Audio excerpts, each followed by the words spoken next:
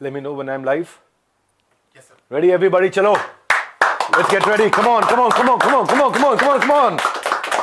10-day MBA में आप सबका स्वागत है। लेकिन आज 10-day MBA शुरू करने से पहले 10-day MBA में पहले अपनी मोबाइल एप्लीकेशन पे करने वाला था, लेकिन आज मैं YouTube पे आया हूं। स्पेशली बहुत सारे वीडियोस बने। संदीप जी, सबसे पहले आपको बहुत बहुत प्रणाम, मुस्कुराहट के साथ। आपका स्वागत है, क्योंकि मुझे पता है इस समय आप सबसे पहले देख रहे होगे, आपकी पूरी टीम देख रही होगी। तो सबसे पहले आपको बताता हूं, पहले आपसे पूछता हूं स्कैम का मीनिंग क्या होता है। स्कैम का मीनिंग क्या होता है? डेफिनेशन जानते हैं आप? स्कैम, स्टॉप स्कैम बिजनेस क्या है? फाइनेंशियल स्कैम है? किस तरीके का स्कैम है? भाई आपको समझा देता हूं। आपने मेरे फाइनेंशियल रिकॉर्ड जाके चेक किए, साथ में आपने देखा कंट्रोल चेक कौन कर रहा है। एक एक करके आपसे पूछता हूं सवाल में, और आपसे सवाल पूछता हूं, मुझे पता है अब आप जवाब देना शुरू करेंगे, और आपसे रोज सवाल करूंगा मैं। रोज सवाल जवाब करते हैं। अब आपने जो आज छेड़ा है इसको, हमारा ऑडिट कौन करता है? छज्जू लाल गुप्ता एंड सन्स नहीं करता, लल्लू लाल गुप्ता एंड सन्स नहीं करता। बिग 4 ऑडिटर है पूरी दुनिया में। पूरी दुनिया में जिस चीज का बाजार में 1 लाख रुपए लगता है, उसका 25 लाख रुपए देता हूं मैं। जिस चीज का बाजार में 1 करोड़ रुपए लगता है, उसका 25 करोड़ देता हूं। 25 गुना ज्यादा। क्यों जानते हैं?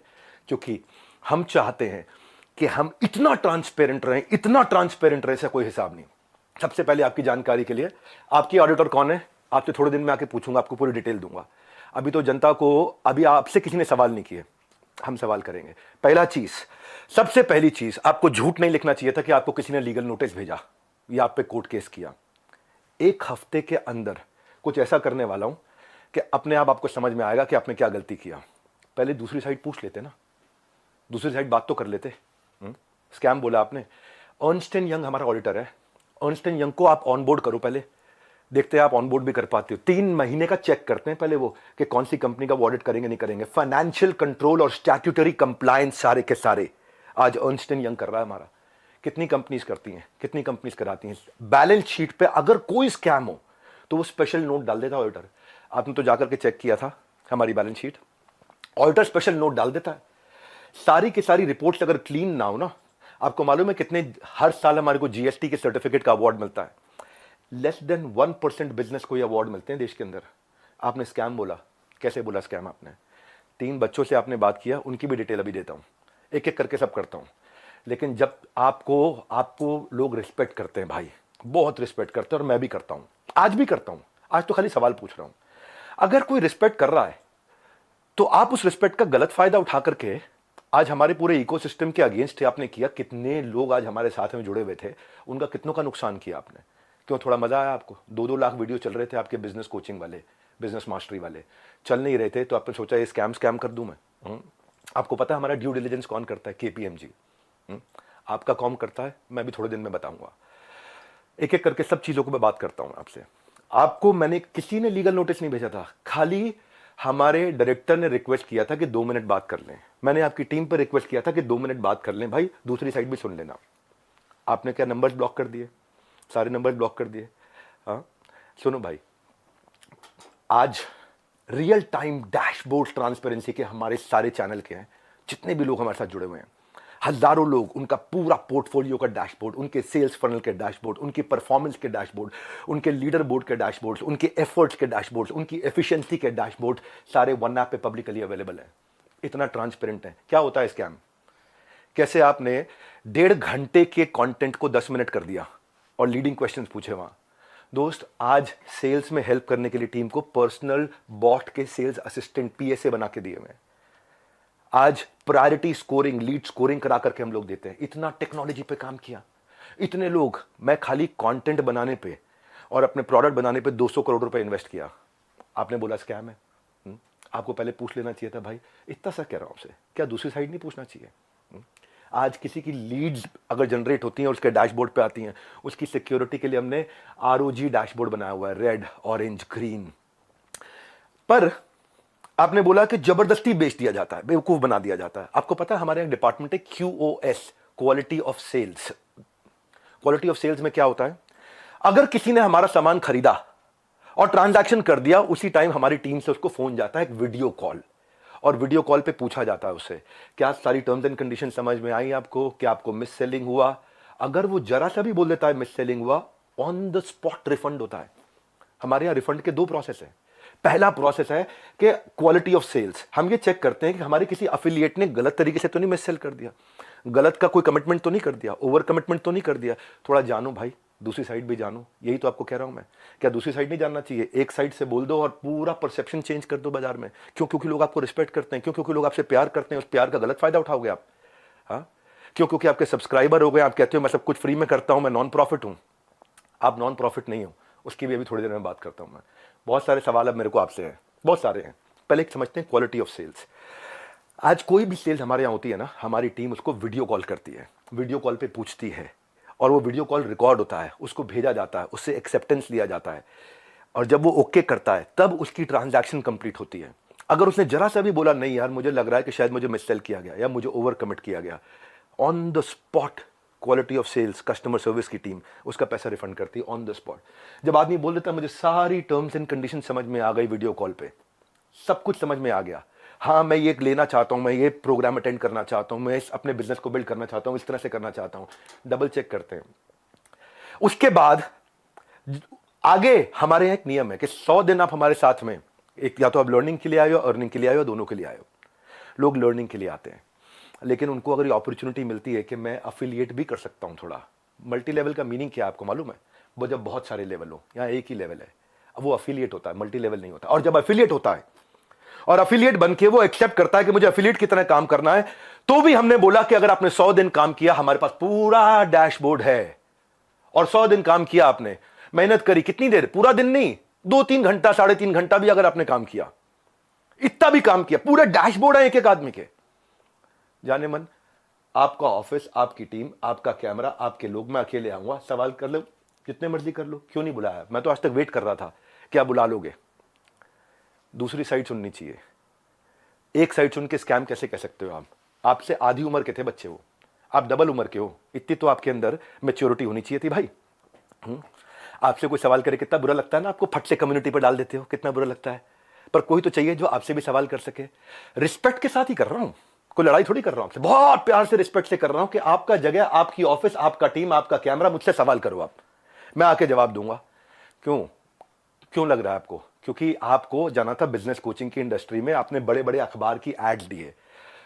क्या सबको पता है ये बात कि आप 36 लाख रुपए लेते हैं 2 घंटे की कंसल्टिंग का? सबको पता नहीं है, अभी उसकी भी डिटेल बात करता हूं मैं। मनी बैक गारंटी में अनकंडीशनल रिफंड हो जाता है, और ऐसे कई लोग हैं जो बेचारे नहीं कमा पाए, जो नहीं कमा पाए, अनकंडीशनल रिफंड है, क्योंकि उन्होंने अपनी सारी टर्म्स एंड कंडीशन जो डे 1 पे एक्सेप्ट करी थी उनको पूरा किया था। फिर भी अगर किसी को कोई शिकायत होती है तो वो कस्टमर सर्विस से फोन करता है। कस्टमर सर्विस से फोन करता है तो हमारी कमिटमेंट है 24 घंटे के अंदर 98.2% सेटिस्फैक्शन रेट के साथ में इमीडिएटली केपीआईज मेजर कर रहे हैं हम लोग, केपीआईज मेजर कर रहे हैं 98.2% के साथ में। आओ हमारे ऑफिस में आपको डैशबोर्ड दिखाते हैं। हमारे यहाँ रूल क्या है? Turn around time. अगर किसी ने कोई कंप्लेन किया तो विद इन 24 आवर्स की कंप्लेन रिजॉल्व होनी चाहिए। हो सकता है उसमें भी 2% जिनकी रिजॉल्व नहीं हो रही हो, तो उनके लिए क्या है, उनकी कोई नई तरह की प्रॉब्लम हो सकती हो, और अगर नई तरह की प्रॉब्लम है तो एक और डिपार्टमेंट बना रखा है, ई क्यूब। आपने स्कैम बोला, मैं आपको आंसर देता हूं और आपसे पूछता हूं आपने दूसरी साइड क्यों नहीं पूछी? क्यों? आपको लोग इतना प्यार करते हैं, उस प्यार का कैसे भी फायदा उठा लोगे आप, कैसे भी, जिसको मर्जी जो मर्जी बोल दो। ई क्यूब सुनो, एम्पैथेटिक एग्जीक्यूशन फॉर एक्सेप्शन, ये हमारा एक अलग डिपार्टमेंट है कि एम्पैथेटिक मतलब एम्पैथी दिखाओ उस आदमी के प्रति, एग्जीक्यूशन में हेल्प करो जो एक्सेप्शनल प्रॉब्लम लेके आया। अगर मेरी 730 नियम कानून की किताब है और 731वीं समस्या आ गई तो नया प्रोसेस बना करके, नई पॉलिसी बना के इसकी प्रॉब्लम भी सॉल्व किया जाए। ये कस्टमर सर्विस के अलावा डिपार्टमेंट है। सैकड़ों लोग काम करते हैं भाई हमारे साथ में। कभी जिंदगी में तनख्वाह अगले महीने की 1 तारीख, 2 तारीख, 5 तारीख नहीं होती, 31 तारीख को तनख्वाह देते हैं। अगर 30 तारीख का महीना हो 30 तारीख को तनख्वाह देते हैं। अगर 30 तारीख को संडे हो तो 29 तारीख को तनख्वाह देते हैं। अगर 29 को 4th सैटरडे हो तो 28 तारीख को तनख्वाह देते हैं। अगर इस महीने में दिवाली है 23 तारीख को तो 22 तारीख को पूरे महीने की तनख्वाह देते हैं। आप स्कैम बोल रहे थे, दूसरी साइड तो पूछ लेते। जाने मन ये तो कह रहा हूं बस आपसे, इतना ही तो सवाल उठा रहा हूं कि आपकी जगह, आपका ऑफिस, आपकी टीम, सवाल कर लेना मुझसे। आपके लोग, मैं अकेला बैठूंगा, आप सवाल करना, मैं आपको उत्तर देता हूं। भाई आपसे रिक्वेस्ट है, कभी भी ऐसा काम मत करो जिससे इतने सारे लोगों की जीविका असुरक्षित हो जाए। इतने सारे लोगों की जीविका असुरक्षित हो जाए। भाई हमारे यहां एक सर्विस इंडेक्स होता है, आपको बताता हूं। सर्विस इंडेक्स में क्या होता है, जो मेरे ब्रांच ऑफिस है 4 लेवल होते हैं, आपको आज शेयर करता हूं। स्कैम का मीनिंग क्या है मैं समझाता हूं। स्कैम का मीनिंग होता है जब सब झूठ हो, चोरी हो। यहां क्या है, यहां सर्विस के लिए इतनी बड़ी टीम लगा रखी है हमने, इतनी बड़ी टीम लगा रखी है। अरे भाई कहीं भाग गया क्या, मैं यहीं खड़ा हूं। जिस चीज की आप शिकायत कर रहे हो ना, वो मैं मई में बंद कर चुका था, क्योंकि अगर थोड़े से भी लोगों का दिल दुखा है, मई जून में सब बंद कर दिया था। वो आज प्रोडक्ट पे काम कर रहे हैं। 10 डे एमबीए हमने आज से 25 दिन पहले, 30 दिन पहले लॉन्च किया कि हम फ्री में पूरे देश को एमबीए कराएंगे। अब आपको बताता हूं सर्विस इंडेक्स। अगर किसी को कोई तकलीफ है तो पहले वो ब्रांच लेवल पे रेज कर सकता है कंप्लेंट। अगर ब्रांच लेवल पे उसकी प्रॉब्लम सॉल्व नहीं हुई तो वो हेड ऑफिस लेवल पे, लेवल 2, वहां पे रेज कर सकता है उसी सर्विस इंडेक्स में। और ब्रांच को हम पकड़ते हैं कि भाई इसकी प्रॉब्लम क्यों नहीं सॉल्व करी। और यहां भी नहीं हुई तो तीसरा लेवल होता है ई क्यूब, जो मैंने आपको बताया।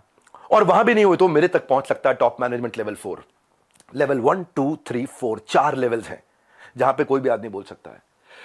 आज सैकड़ों हजारों लोगों ने हमारे साथ में अपने बिजनेसेस को टर्न अराउंड किया, और सैकड़ों हजारों एफिलिएट्स ने, उनको हमने हैप्पीनेस क्वेश्चन के लिए, उनको हम gold coins, bikes, cars, Dubai trip, Goa trip, उनको हम लोग, ताकि हम लोग अर्निंग लर्निंग के साथ एक्सपीरियंस क्रिएट करें। आज इतने सारे सेलिब्रिटीज से वो मिलते हैं आकर के। जाने मन स्कैम हो तो क्या 12 विश्व रिकॉर्ड बन जाते हैं? कंटेंट था। लेकिन जब किसी ने आपसे पूछा कि सर मुझे कोर्स पसंद नहीं आया, आपको पता है उसके बारे में, मैं उसके बारे में भी शेयर करता हूं। पर उससे पहले 12 विश्व रिकॉर्ड क्यों बने? क्योंकि लोगों को कंटेंट समझ में आया। आपको पूछना चाहिए था उससे। आपने क्या लीडिंग क्वेश्चन किए? जो लोग वहां अटेंड किए थे ना, उन्होंने बताया विवेक सर आपकी वहां बहुत तारीफ भी हुई, लेकिन संदीप माहेश्वरी ने काट दिया। और अब अगर आप वीडियो अपलोड करोगे तो भी मुझे पता है आप काट के करोगे, क्योंकि वहां जो इतनी जितनी तारीफ हुई आपने उसकी बात नहीं करी, आपने केवल लीडिंग क्वेश्चन किए। और लीडिंग क्वेश्चन के साथ 10 मिनट में आपने अपना एजेंडा सेट कर दिया, क्योंकि आपका कोई वीडियो 2 लाख व्यू से ऊपर नहीं जा रहा था। बिजनेस मास्टरी का कोई वीडियो आपका 2 लाख व्यू से ऊपर नहीं जा रहा था, पर जैसे स्कैम डाला 50 लाख पे चला गया। भाई क्यों? क्यों?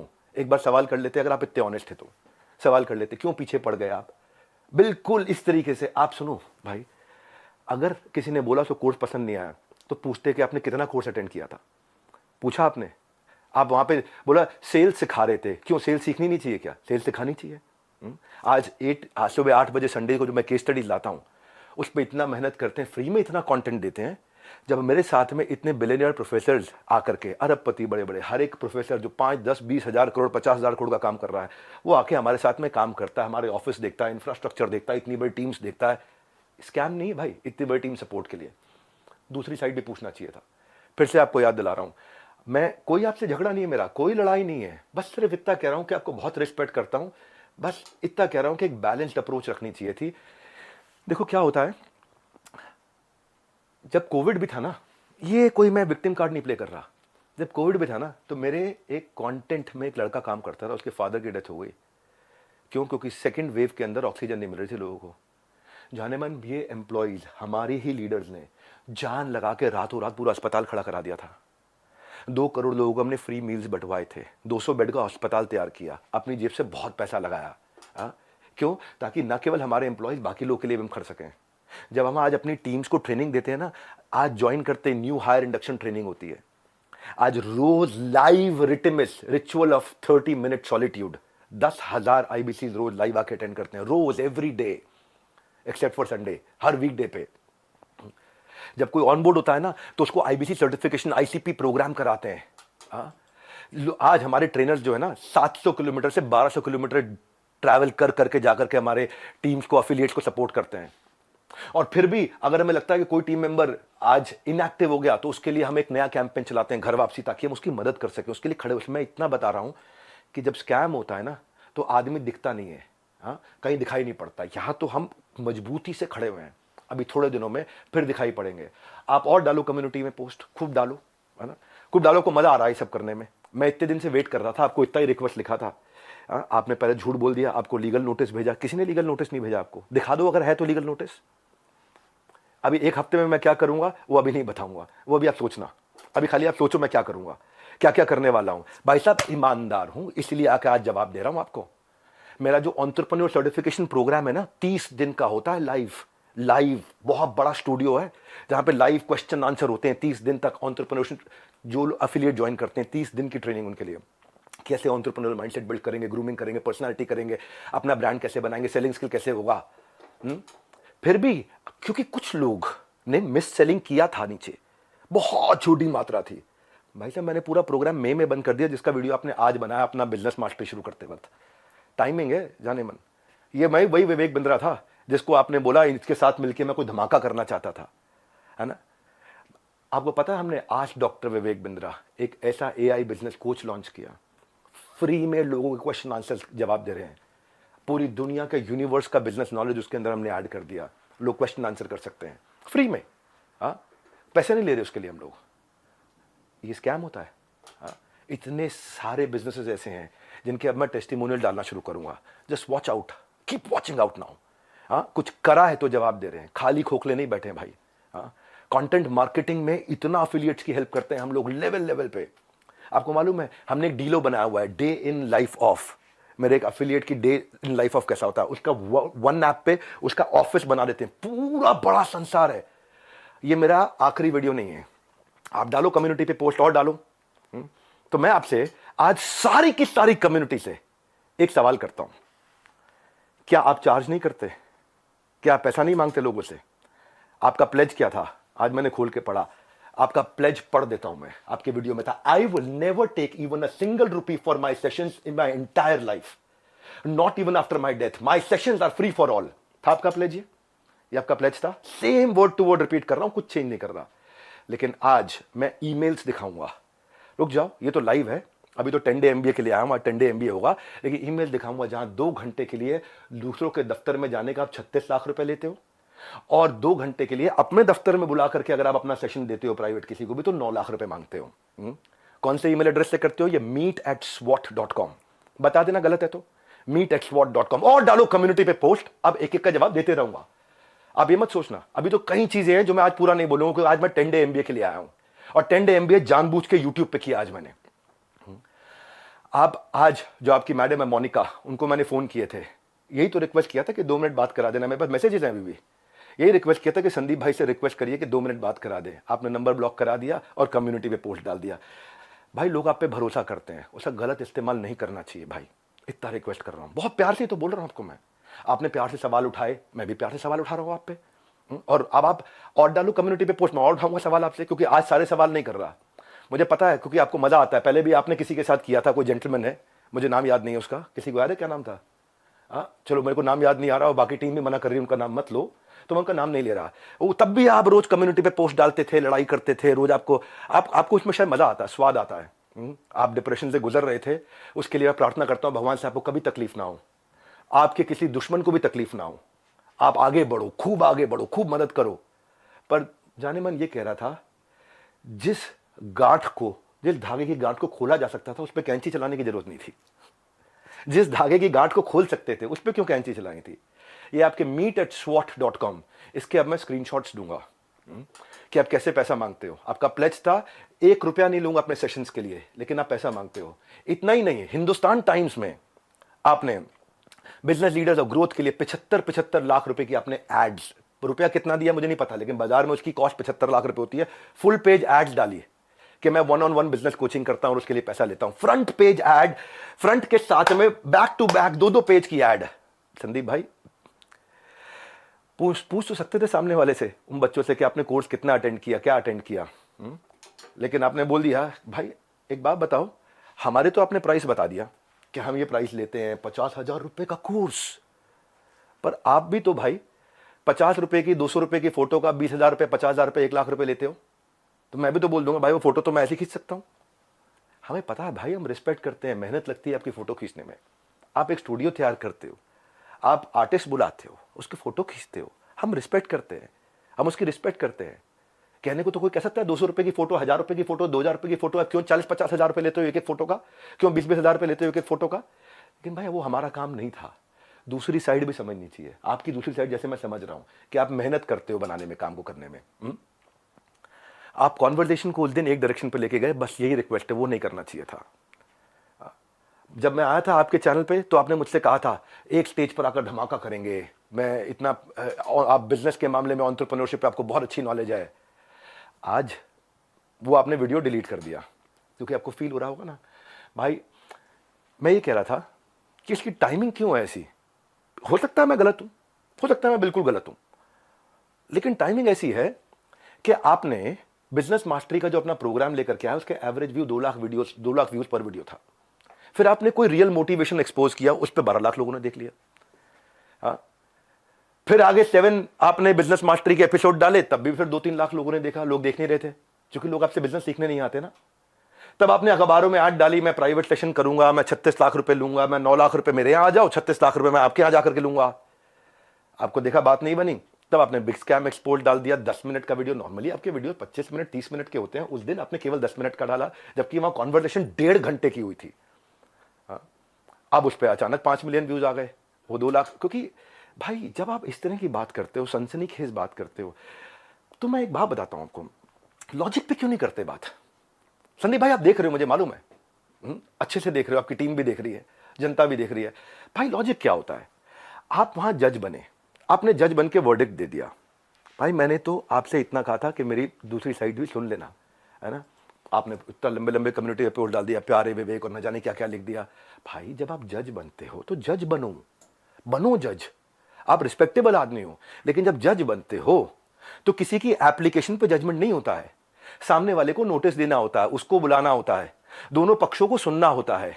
हाँ, एविडेंस लिए जाते हैं, एग्जामिनेशन, उसके बाद क्रॉस एग्जामिनेशन, उसके बाद क्या होता है, क्रॉस क्वेश्चनिंग होती है, उसके बाद क्या होता है, फाइनल आर्ग्यूमेंट्स होते हैं, आर्ग्यूमेंट, फाइनल आर्ग्यूमेंट। उसके बाद जज अपनी जजमेंट को रिजर्व करता है, इंटेलिजेंस लगा के अपनी जजमेंट देता है। आपने 10 मिनट में जजमेंट दे दिया, स्टॉप स्कैम बिजनेस, और मेरे बारे में लिखना शुरू कर दिया, गंजे को कंगी 10 रुपए 100 रुपए, क्या क्या लिख दिया आपने। मैं भी तो बोल सकता हूं ना आपके बारे में, यही कह रहा था भाई। आप इतना ही रिक्वेस्ट किया था कि मुझे बुला लो, आपका ऑफिस, आपकी जगह, आपके लोग, फिर क्यों नहीं बुलाया। आज तक वेट ही कर रहा था मैं, बैकग्राउंड को जानने की आपने कोशिश नहीं करी उनके बारे में। सेकंड पार्ट आपने सुना, एक बार पूछ तो लेते, एक बारी बात तो करते। मैं आपसे ये कह रहा था कि जिस कॉस्ट पे आज मैं कोर्सेज दे रहा हूं ना, उस पर बहुत इन्वेस्ट किया है, बहुत बड़ा सर्विस सपोर्ट बनाया है।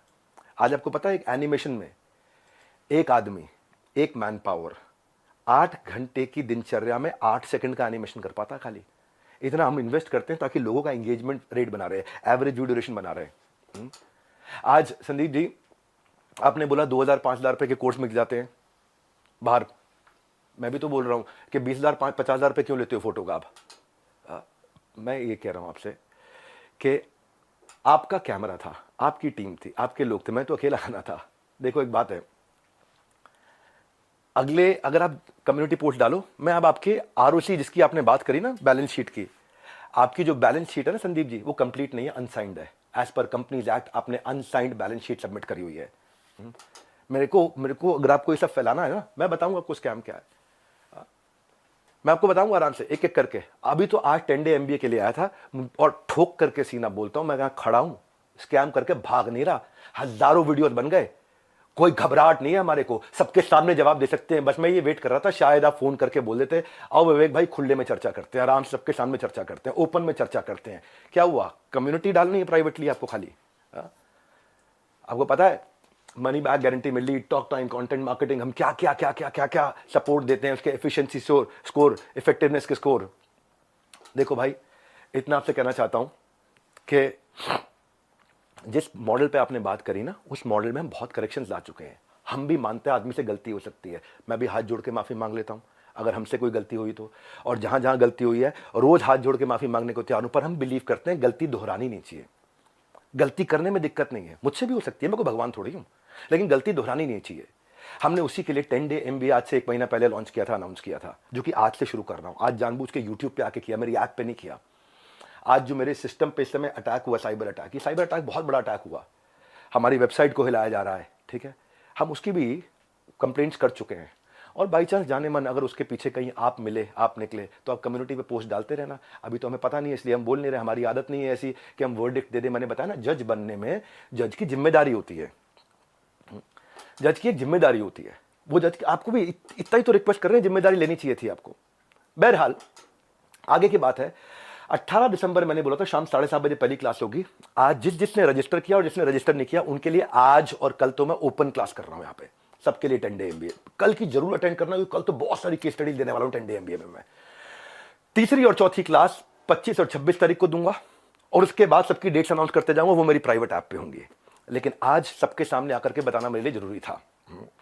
ये इसमें मैं आपको जवाब देने वाले सेक्शन रोक के रखूंगा और आगे 10 डे एमबीए में जो अमेजिंग कंटेंट आने वाला है वो सारा बाद में मैं प्राइवेट कर दूंगा।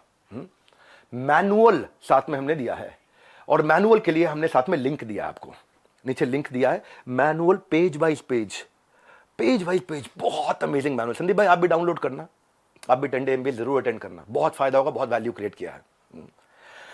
और इसके बाद भी अगर अभी भी कुछ लोग हैं जिनको लगता है उन्होंने 100 दिन हमारे साथ काम किया लेकिन उनको ग्रोथ नहीं हुआ, सक्सेस नहीं मिला, या लर्निंग के लिए ज्वाइन किया, कोर्सेज को देखा, अटेंड किया और बोला, असेसमेंट दिया और बोला पसंद नहीं आया, उनके लिए मैं ceo@badabusiness.com और care@badabusiness.com ईमेल एड्रेस दे रहा हूं।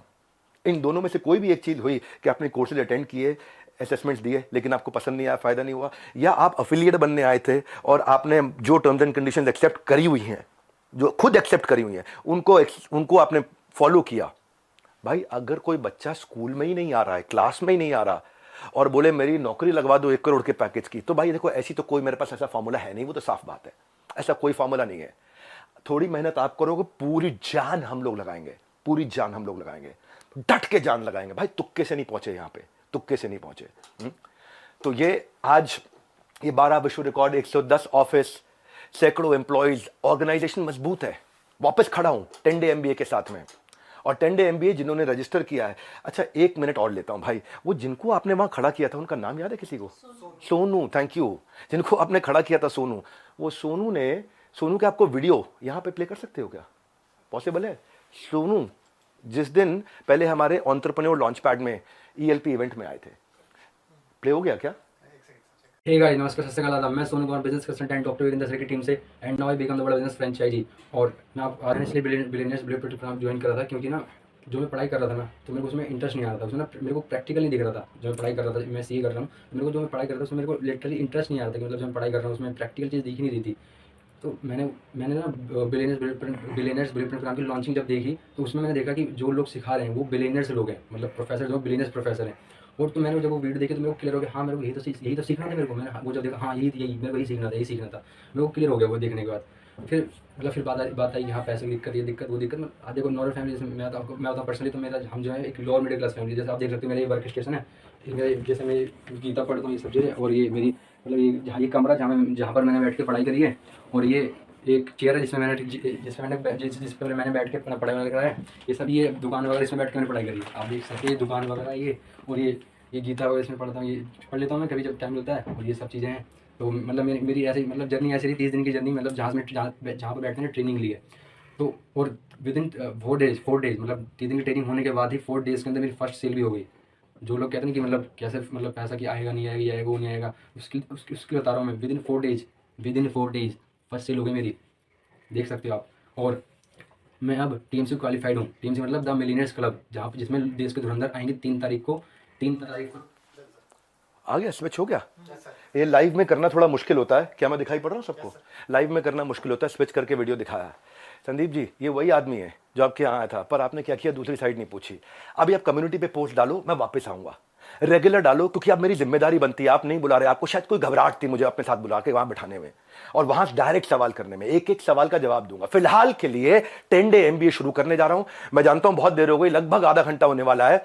अब 10 डे एमबीए शुरू करने जा रहा हूं, 1.5 घंटे की पावरफुल क्लास, जिसके लिए आपको मैनुअल दिया है। मैनुअल को यहीं से डाउनलोड कर लो, मैनुअल के साथ साथ क्लास देखना, और उसके बाद जाने मन आकर के कमेंट बॉक्स में मुझे बता देना कि आपको कैसा लगा। ये एक बात और बोल रहा हूं, उसके बाद आकर के अगर हाँ आज भी किसी को तकलीफ बची है, माफी मांगने को तैयार हूं, पैसा सब आपको सपोर्ट करने को तैयार हूं। ceo@badabusiness.com, care@badabusiness.com पे ईमेल कर देना मुझे। और अगर आज की 10 डे एमबीए क्लास आपको पसंद आई तो सोचो 10 दिन में कितना सीखने को मिलेगा। लगातार इसका शेड्यूल आपको मिलता रहेगा। #10 डे एमबीए पे अपना फीडबैक और अपना एक्सपीरियंस जरूर शेयर कर देना। हमारे साथ जुड़े रहने के लिए, इस 10 डे एमबीए को ज्वाइन करके पूरा अटेंड करने के लिए आप सबका मुस्कुराहट के साथ, गर्दन झुका के, हाथ जोड़ के, हृदय की गहराइयों से प्रेम पूर्वक बहुत बहुत धन्यवाद।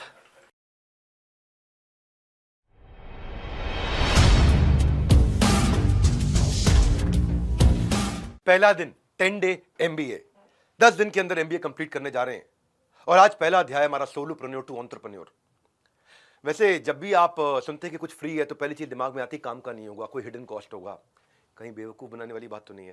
लेकिन आज मुफ्त के नाम पे आपको ट्रैश नहीं, बहुत बड़ा ट्रेजर देने वाला हूं। नमस्कार, विवेक बिंद्रा बोल रहा हूं, फाउंडर एंड सीईओ बड़ा बिजनेस.com।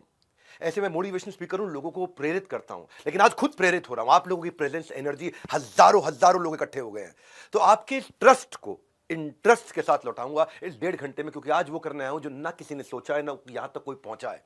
10 डे एमबीए, और 10 डे एमबीए में 10 रुपए भी नहीं ले रहा मैं आपसे। इतनी लर्निंग दूंगा जो टॉप 10 मैनेजमेंट इंस्टीट्यूट भी कंबाइंड नहीं दे पाएंगे। मैं क्या करने वाला हूं इन 10 दिनों में, फटाफट समझ लीजिए। आज का दिन होगा how to start a startup, solopreneur की अकेले आदमी की जर्नी कैसे होती है। कल होगा मार्केट रिसर्च और प्रोडक्ट डेवलपमेंट। जब आप शुरू करने जा रहे हैं, धंधा बाजार में उतर रहे हैं, तो दूसरे दिन सीखेंगे पहले दिन अपने आप को तैयार कैसे करेंगे, मुझे क्या क्या करना है। तो पहले दिन मैं आगे पूरी जर्नी समझाऊंगा, आपकी 1000 दिन की जर्नी कैसी होगी। पर कल आपको मार्केट रिसर्च कैसे करोगे, एग्जैक्ट कस्टमर कौन है आपका, उसको कैसे समझोगे, प्रोडक्ट उसके लिए कैसे बनाओगे। तीसरे दिन अब इसको किस स्ट्रैटेजी के साथ लेके जाऊंगा, यह डे 3 आपका। डे 4 आएगा उसके बाद। अब स्ट्रैटेजी के साथ जब बाजार में उतर रहे हो तो उसको मार्केट कैसे करोगे, उसकी पोजिशनिंग क्या होगी, उसकी मार्केटिंग क्या होगी, उसकी प्राइसिंग क्या होगी। फिर आएगा डे 5। डे 5 में जब आप बाजार में उतरने वाले हो, सेल्स करने वाले हो, उससे पहले अपनी पर्सनालिटी और कम्युनिकेशन स्किल को कैसे ठीक करेंगे। पर्सनालिटी और कम्युनिकेशन को ठीक किया, यानी कि अब आप सेल्स के लिए तैयार हो गए, तो छठे दिन पूरा आपको सेल्स सिखाएंगे, सेल्स की सारी स्ट्रैटेजी देंगे। अब आप सेल्स करने उतर गए, पैसा आने लग गया, धंधा बढ़ने लग गया, तो आएगा 7वां दिन।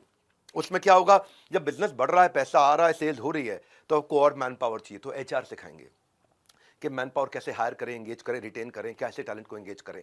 8वें दिन अब आपके पास मैन पावर भी आ गई है, माल भी बिक रहा है, धंधा भी बढ़ रहा है, तो अब इस ऑर्गेनाइजेशन की प्रोडक्टिविटी को कैसे मल्टीप्लाई करूं, क्योंकि माल बिकने लग गया है, टीम आ गई है, ऑर्गेनाइजेशन बढ़ रही है, तो प्रोडक्टिविटी कैसे मल्टीप्लाई करूं। यह 8वां दिन। और यह 8वां दिन जब आप प्रोडक्टिविटी सीख जाओ कैसे मल्टीप्लाई करें, तो अब आता है 9वां दिन के अब आपको एक्सपैंड करना है, नए शहर में जाना है, आपको एक्सपैंड करके डिस्ट्रीब्यूशन नेटवर्क, रिटेल चेन, आपको सीएनएफ, आपको फ्रेंचाइजी, आपको ऑपरेशंस, आपको एक्सपेंशन, बिजनेस ऑपरेशंस, वो सारी चीज 9वें दिन सिखाऊंगा। और 10वें दिन ये सब सीमलेस कैसे रहे, वो है एग्जीक्यूशन।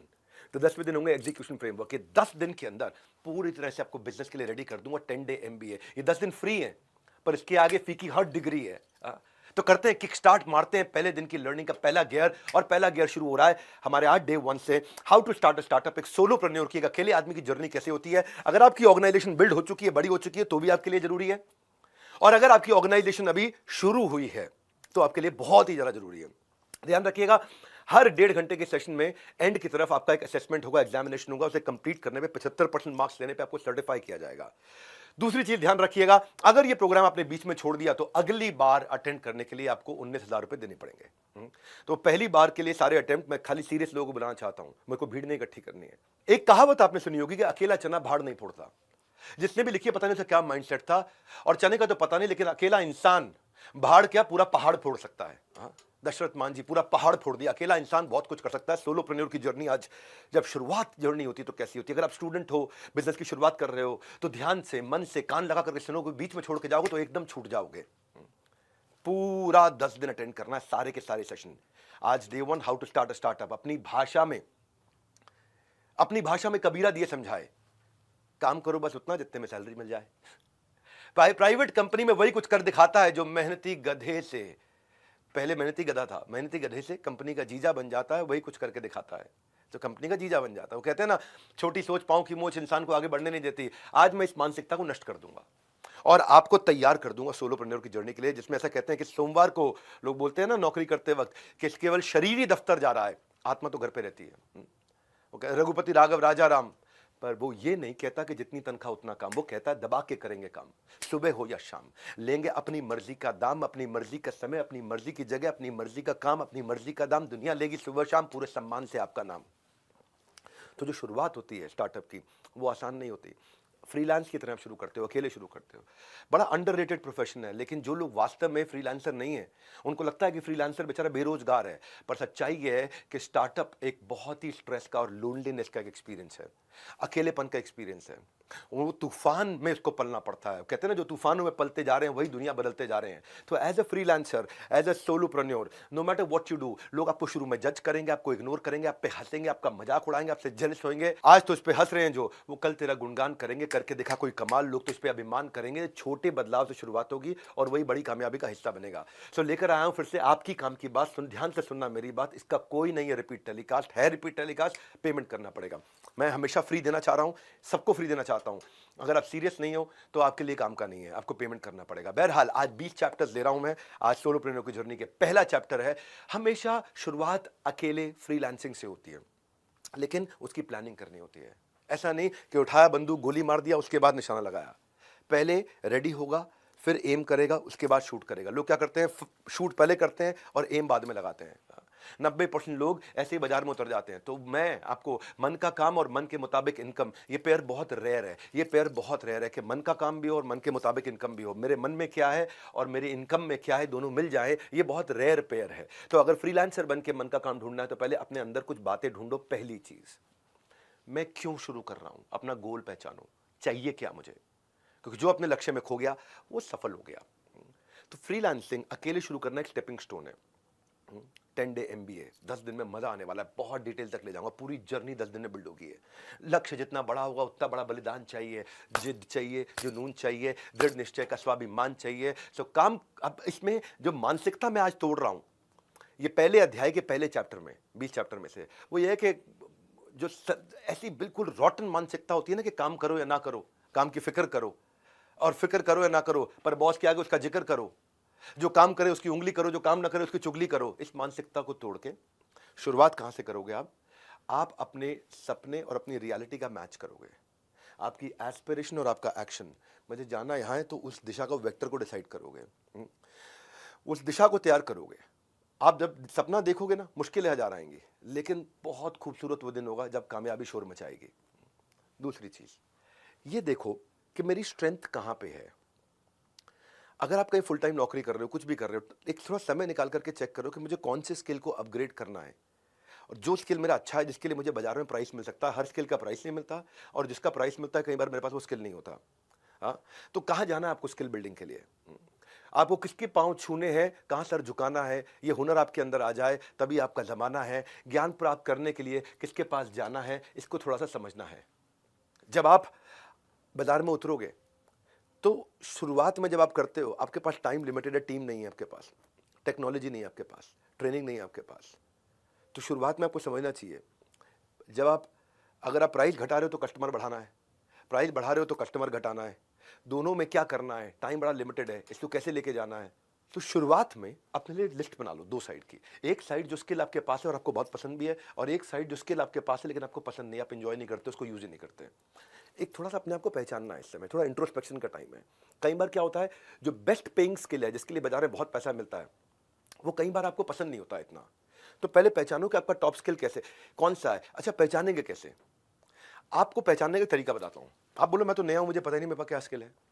याद करो कि कौन से काम को करने में आपको बहुत मजा आया था। आपने या तो उसको बहुत तेज किया, बहुत एफिशिएंसी के साथ किया, या कोई बड़ी अचीवमेंट निकाल दिया अपने उस काम में। याद करो, जरूरी नहीं आपको उसका पैसा मिला था उस दिन, पर उस काम को करते हुए क्या कुछ पैसा बचाया था आपने, कमाया नहीं पूछ रहा हूं, कुछ अपने खर्चा घटा दिया था, उस काम को इतने बढ़िया से कर दिया। या बाई चांस आपने कहीं छोटी सी कोई कमाई भी कर ली उसके कारण, या कोई ऐसा आपके साथ हुआ कि आपको नए कस्टमर अचानक मिलने लग गए कि भाई मैं आपके साथ काम करना चाहता हूं, या आपने कोई नया बाजार ढूंढ लिया था, या कोई आपने वोट्स जीत लिए थे, या कोई अवार्ड जीत लिया था। कोई ऐसा काम, कोई ऐसी चीज जो आपको याद आ रही है आपके एक्सपीरियंस में, वहां से हम शुरुआत कर रहे हैं।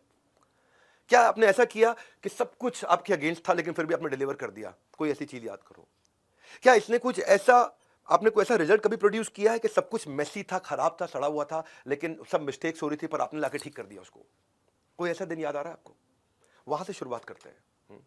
आपको देखो क्या चीज आपको पढ़ने देखने में बहुत अच्छा लगता है, इंस्टाग्राम में क्या चीज देखने में पसंद आता है, यूट्यूब पे वो कहते हैं कि परिंदों को मंजिल मिलेगी यकीनन, ये फैले हुए उनके पर बोलते हैं। अक्सर वो लोग खामोश रहते हैं जमाने में जिनके हुनर बोलते हैं। तो सबसे पहले आपके टॉप स्किल जो है ना, वो आपको रेपुटेशन देंगे, वो आपके मार्केटिंग मैसेज में जाएंगे आगे चल के, आपको उससे अच्छी प्राइसिंग मिलेगी। स्किल कुछ भी हो सकता है, मैं तो वैसे ही बोल रहा हूँ, कुछ उदाहरण देता हूँ। कोई एडिट करने का स्किल है, कुछ लिखने का स्किल है, कोई प्रोजेक्ट डेवलपमेंट का है, कोई पढ़ाने का है, राइटिंग, पब्लिशिंग, प्रूफ रीडिंग, कुछ भी, बहुत तरह के स्किल है, हर तरह के स्किल है। इसके ऊपर मैंने पूरा वेबिनार किया हुआ है। शुरुआत ये है कि मुझे ढूंढना है मुझे स्पेशलाइज किस में होना है, बिकॉज स्पेशलाइजेशन हाइटन्स रेप्यूटेशन। मुझे स्पेशलाइजेशन चाहिए किस में, कि जो बेस्ट स्पेशलिटी है जहां पे आपका स्किल और पैशन इंटरैक्ट करेगा, तो आपके जुनून का नतीजा जरूर निकलेगा, और हुनर जो है आपके अंदर है उसके समंदर से नूर निकलेगा। तो आपको क्या करना है, अब आप थोड़ा स्वॉट की तरफ चलो। स्वॉट क्या होता है? एक होता है स्ट्रेंथ वीकनेस जो होती है आपके अंदर, मेरी ताकत क्या है और मेरी कमजोरी क्या है, वो आपके अंदर होती है। एक होता है अपॉर्चुनिटी थ्रेट, वो आपके बाहर होती है। अपॉर्चुनिटी होती है कहां पे कस्टमर है, थ्रेट होता है कहां कॉम्पिटिटर है, ये बाहर है दो चीजें। आपकी ताकत आपकी कमजोरी अंदर है, और अपॉर्चुनिटी थ्रेट वो बाहर है। तो स्ट्रेंथ वीकनेस अपॉर्चुनिटी थ्रेट, थोड़ा इसको यहां से हम शुरू करेंगे अपना एमबीए, ताकि मैं एमबीए को थ्योरेटिकल नहीं रखना चाहता, मैं चाहता हूं आपकी प्रैक्टिस में आ जाए। कहां पे आपको लगता है कि थ्रेट है आपके लिए, कहां आपको लगता है आपके लिए फेलियर है बड़ा, असफलता एक चुनौती की तरह होती है, उसको थोड़ा स्वीकार करो, देखो आपके अंदर क्या कमी रह गई है, उसके बाद उसका सुधार करो। सो हमें अब हमने थोड़ा स्पॉट करने के बाद अब आप लिखना शुरू करोगे। आपको मैनुअल दिया हुआ साथ साथ, उस मैनुअल का प्रिंट आउट निकाल लिया होगा आपने, नहीं निकाला तो प्रिंट आउट निकाल के रेडी रहिए, हमेशा मोबाइल सामने रखिए, नोट्स बनाते जाइए।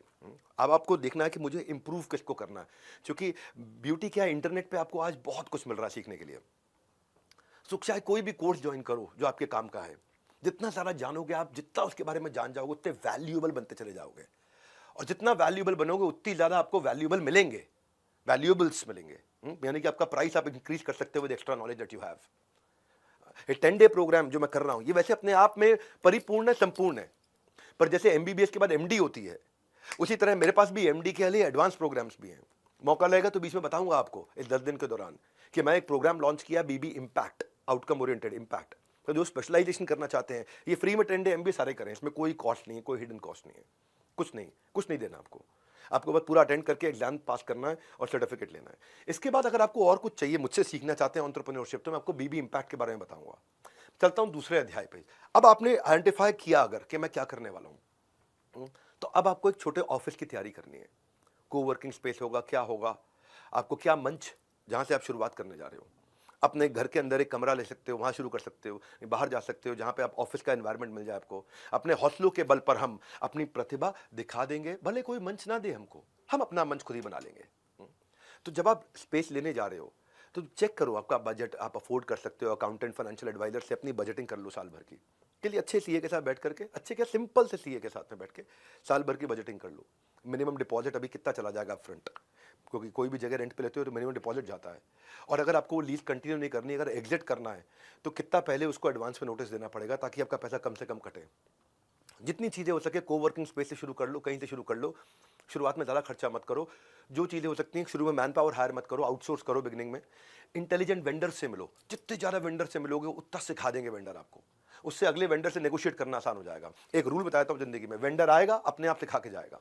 जो चीज़ आपको नहीं आती, उस चीज़ के लिए 10 वेंडर बुला लो, 7 वेंडर बुला लो, 5 वेंडर बुला लो, वेंडर आएगा अपने आप हर चीज़ सिखा के जाएगा। वेंडर आपको इतना इंटेलिजेंट बना देगा कि अगले वेंडर के साथ आप पिछले वेंडर की स्ट्रेंथ और वीकनेस ढूंढ के अगले के साथ नेगोशिएट कर लोगे।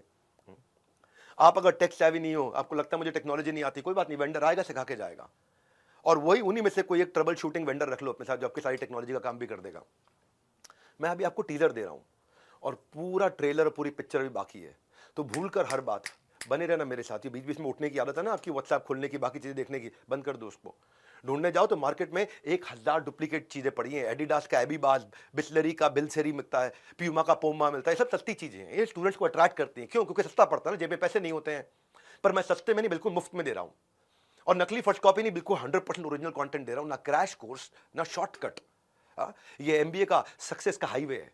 कम समझ के या कमजोर समझ के इसको ऐसा मत समझ लेना कि भाई कम दिन है तो कमजोर होगा। छोटी बुलेट होती है ना, वो बुलेट छोटी इंसान का शरीर फाड़ देती है। मैं उसी छोटी सी बुलेट में 10 दिन के अंदर इतनी स्पीड से आऊँ, इतनी स्पीड से पढ़ाऊंगा, लाइफ टाइम की लर्निंग छोड़ के जाऊंगा आपके लिए। अब मैं चलता हूं, आपको ऑफिस सेटअप की कुछ बेसिक बात करी। प्रायोरिटी मैनेजमेंट, तीसरा चैप्टर मेरा, 20 चैप्टर ले रहा हूं। प्रायोरिटी का मतलब है सब कुछ नहीं करना है, वही करना है जो आपके गोल स्टेटमेंट को कंट्रीब्यूट करता हो। हर रोज अपनी 1 या 2 बड़ी प्रायोरिटी डिफाइन करके चलनी है कि आज के दिन मैं ये अचीव करके छोड़ूंगा। हाँ, क्योंकि थॉट प्रोसेस अपना बदलो, लेजीनेस हटाओ अपनी। लेजीनेस कहां होती है? ज्यादा काम करने से मैं नहीं बोल रहा कि आप एफिशिएंट हो गए। प्रायोरिटी क्या है जो सबसे बड़ा इंपैक्ट लाएगी? नहीं तो क्या है, जो एम्प्लॉइज की क्या मेंटालिटी रहती है, कई बार काम करो, बने रहो पगला, काम करेगा अगला। बने रहो कूल, सैलरी मिलेगी फुल। ये सब मानसिकता को तोड़ेंगे। अपनी 1 या 2 प्रायोरिटी रोज की बनानी है। सिमिलर तरीके के नेचर के काम को इकट्ठा कर लो और रोज शाम को छोटा सा रिव्यू करो अपना कि आज मैंने क्या अचीव किया, अपने गोल के कितना नजदीक गया हूं मैं। बीच बीच में मैं क्या करता हूं, जब मैं लैपटॉप पे काम कर रहा होता हूं ना, अपनी प्रेजेंटेशन फाइनल करता हूं, तो मैं चार्जर हटा देता हूं लैपटॉप का कि इसकी बैटरी खत्म होने से पहले काम खत्म कर लूं। उससे क्या रहता है कि मेरी स्पीड बनी रहती है, अरे बैटरी खत्म होने वाली, जल्दी करो जल्दी करो। वाईफाई बंद कर देता हूं। क्यों वाईफाई बंद करता हूं? कोई नोटिफिकेशन ना आए, डिस्टर्ब ना करें। तो अपनी डेडलाइंस तो कमिट हो जाओ, प्रायोरिटी डिसाइड कर लो, टाइम ट्रैकर रखो अपने पास कि करंट में मैं कितना टाइम यूज कर रहा हूं और आइडियली मुझे कितने टाइम में खत्म करना चाहिए। आजकल इस काम को कितनी देर में करता हूं, करना कितनी देर में चाहिए, अपना टाइम ट्रैकर रखो अपने पास। पहले दिन ही बता रहा हूं आपको सोलोप्रेन्योर से कैसे खुद को बिल्ड करें। अगले 9 दिन में 9 टॉपिक दूंगा आपको आगे चल के। मैं आपको मार्केट रिसर्च, प्रोडक्ट डेवलपमेंट सब बताया मैंने आपको, पूरा का पूरा 9 दिन में पूरी जर्नी बिल्ड करूंगा।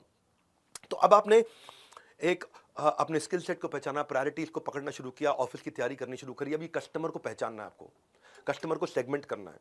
इसके ऊपर कल का पूरा 1.5 घंटा इसी पे है, मार्केट सेगमेंटेशन पे, कि मार्केट रिसर्च के ऊपर, प्रोडक्ट डेवलपमेंट के ऊपर। पर थोड़ा भी आप समझो कि स्टार्टअप की सक्सेस जो शुरुआत होती है ना, वो आपकी आंखों से नहीं, कस्टमर की आंखों से कैसा दिखता है उस तरह शुरुआत होती है। आपको कैसा दिखता है उस पर निर्भर नहीं करता, कस्टमर को कैसा दिखता है उस पर निर्भर करता है। उसके पर्सपेक्टिव से देखना पड़ता है। वो एंड यूजर जो है वो कैसे अप्लाई करेगा आपके प्रोडक्ट को, वो इस्तेमाल कैसे करेगा, उसको कहाँ कहाँ फायदा होगा, कहाँ कहाँ फंस सकता है। वो आपकी मार्केट की कैरेक्टरिस्टिक्स पहचानने हैं आपको। ये है मार्केट रिसर्च। आपको कौन पार्टनर्स मिल सकते हैं इसमें, इसका मार्केट साइज कितना बड़ा है, यहाँ पे कितना कस्टमर है, इसका कंपटीशन इस समय क्या बिहेव कर रहा है। तो अपनी मार्केट रिसर्च में अपने आपको नैरो डाउन करते जाओ, नैरो डाउन करते जाओ। सबको सेटिस्फाई नहीं करना शुरू में। स्टार्टअप ना लोगों को हायर करने से शुरू नहीं होता या प्रोडक्ट बनाने से, डेवलपर से शुरू नहीं होता। स्टार्टअप होता है कि कस्टमर की एक अनमेट नीड को पकड़ लें, जिस नीड को अभी तक किसी ने पूरा नहीं किया, बस उतना ही करना है। सबको बेचना और सस्ता बेचना, ये दोनों गलत मानसिकता है। सब मेरे कस्टमर है, गलत मानसिकता है। सस्ता बेचना है, गलत मानसिकता है। सेलिंग टू एवरीवन और सेलिंग चीप, ये दोनों चीजें हटा करके आपको प्रीमियम कैसे प्राप्त होगा, इन 10 दिनों में आप इस एमबीए में सीखोगे, 10 डे एमबीए में। हर आदमी आपका कस्टमर नहीं होता है। कंसिस्टेंसी कॉस्ट है, इसमें बने रहना। इस प्रोग्राम में जो रोज आएगा वो रोजगार के लिए कभी धक्के नहीं खाएगा। तो आपको किताबी कीड़ा नहीं, बिजनेस का शेर बना दूंगा आपको मैं। तो ये कैसे करोगे, मार्केट में उतरोगे कैसे, एक इसकी क्या शुरुआत होगी कि मैं कैसे मार्केट रिसर्च करूंगा। पहले अपनी फोकस्ड पायलट मार्केट डिफाइन कर दो, बस लिख लेना वर्ड को, फोकस्ड पायलट मार्केट। हाँ, अगर आप अकेले शुरुआत कर रहे हैं, बिजनेस का आइडिया भले ही बढ़ाओ और शुरुआत छोटी रहनी चाहिए, हमेशा बहुत छोटे से शुरू करना चाहिए। मैं ऐसा क्यों बोल रहा हूं आपको समझाता हूं। स्ट्रैटेजी होनी चाहिए कि मैं छोटी मार्केट को पूरा जीत लूं, डोमिनेट कर लूं बड़ी मार्केट में घुसने से पहले, क्योंकि वहां पे छोटी मार्केट में जो गलती करोगे, गलतियां भी छोटी रहेंगी।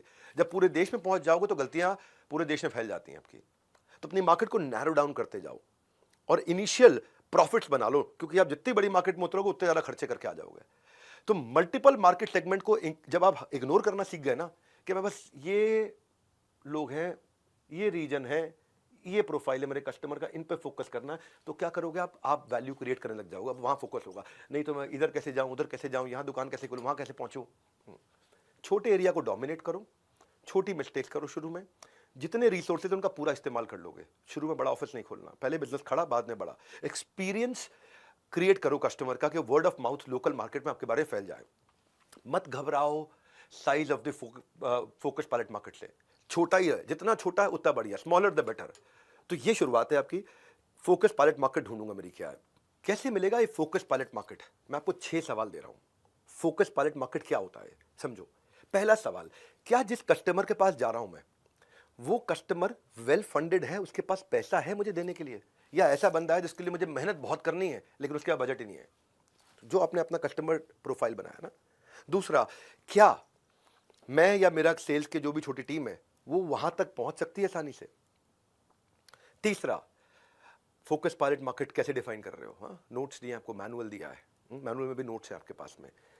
तीसरा, क्या वो कस्टमर के पास एक कंपेलिंग रीजन है खरीदने का, कोई बड़ा कारण है कि उसको ये प्रोडक्ट चाहिए ही चाहिए आपसे, तो वो आपकी फोकस पायलट मार्केट है।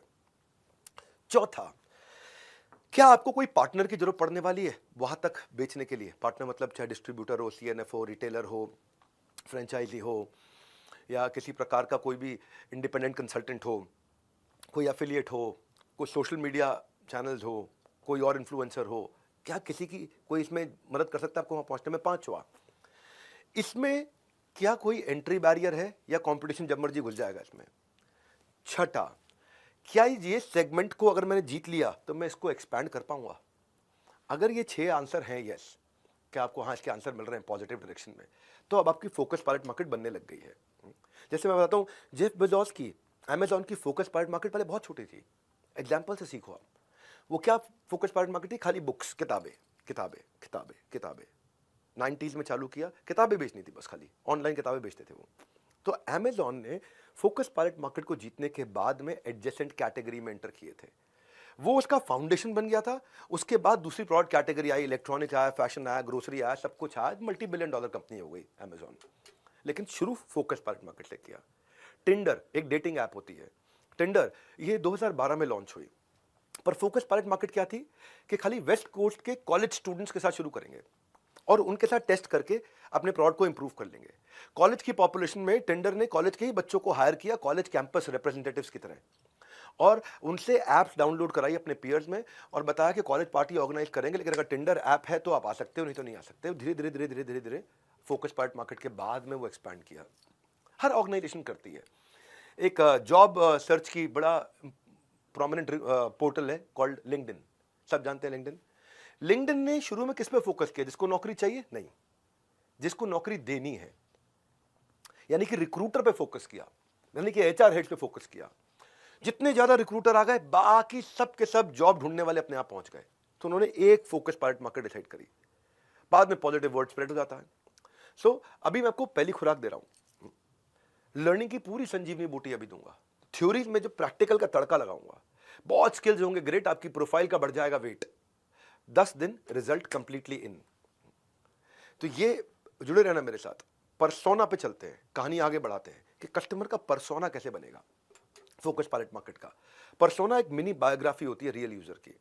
उसकी गोल, स्ट्रेंथ, पेन, मोटिवेशन क्या है मेरे कस्टमर के, वो कैसा सोचता है, उसका एक डिस्क्रिप्शन लिखो उस कस्टमर का, साइकोलॉजी लिखो उसकी, बाद में टेक्नोलॉजी बनाओगे। पहले साइकोलॉजी आएगी फिर टेक्नोलॉजी आएगी। याद रखा करो मेरी बातों को, पहले साइकोलॉजी बाद में टेक्नोलॉजी। टेक्नोलॉजी अब ऐप बनाने लगते हो, टेक्नोलॉजी बनाना शुरू करते हो, मोबाइल एप्लीकेशन बनाने, वेबसाइट, जो भी टेक्नोलॉजी था, पहले साइकोलॉजी पकड़ो कस्टमर की कि क्या उससे आपको आपका मार्केटिंग मैसेज समझ में आएगा, आपको समझ में आएगा इन्फ्लुएंसर बायर कंज्यूमर कौन है। ये नॉलेज का खजाना दे रहा हूँ, नॉलेज का खजाना। जाने का कोई एक्सक्यूज मत बनाना। 10 डे MBA, दाम नहीं है लेकिन दम बहुत है। इंटरनेट पर ढूंढने से आपको MBA का कभी ऐसा नहीं मिलेगा ज्ञान। इसीलिए पूरा प्रोग्राम अटेंड कीजिए, क्योंकि बाद में देने पड़ जाएंगे दाम। आप दूसरी बार नहीं आ सकते, दूसरी बार फ्री में नहीं आ सकते, मतलब आ तो सकते हो, फ्री में नहीं आ सकते, इसलिए पूरा अटेंड करना है। 5वां अध्याय आज का 20 में से, डिसीजन मेकिंग यूनिट।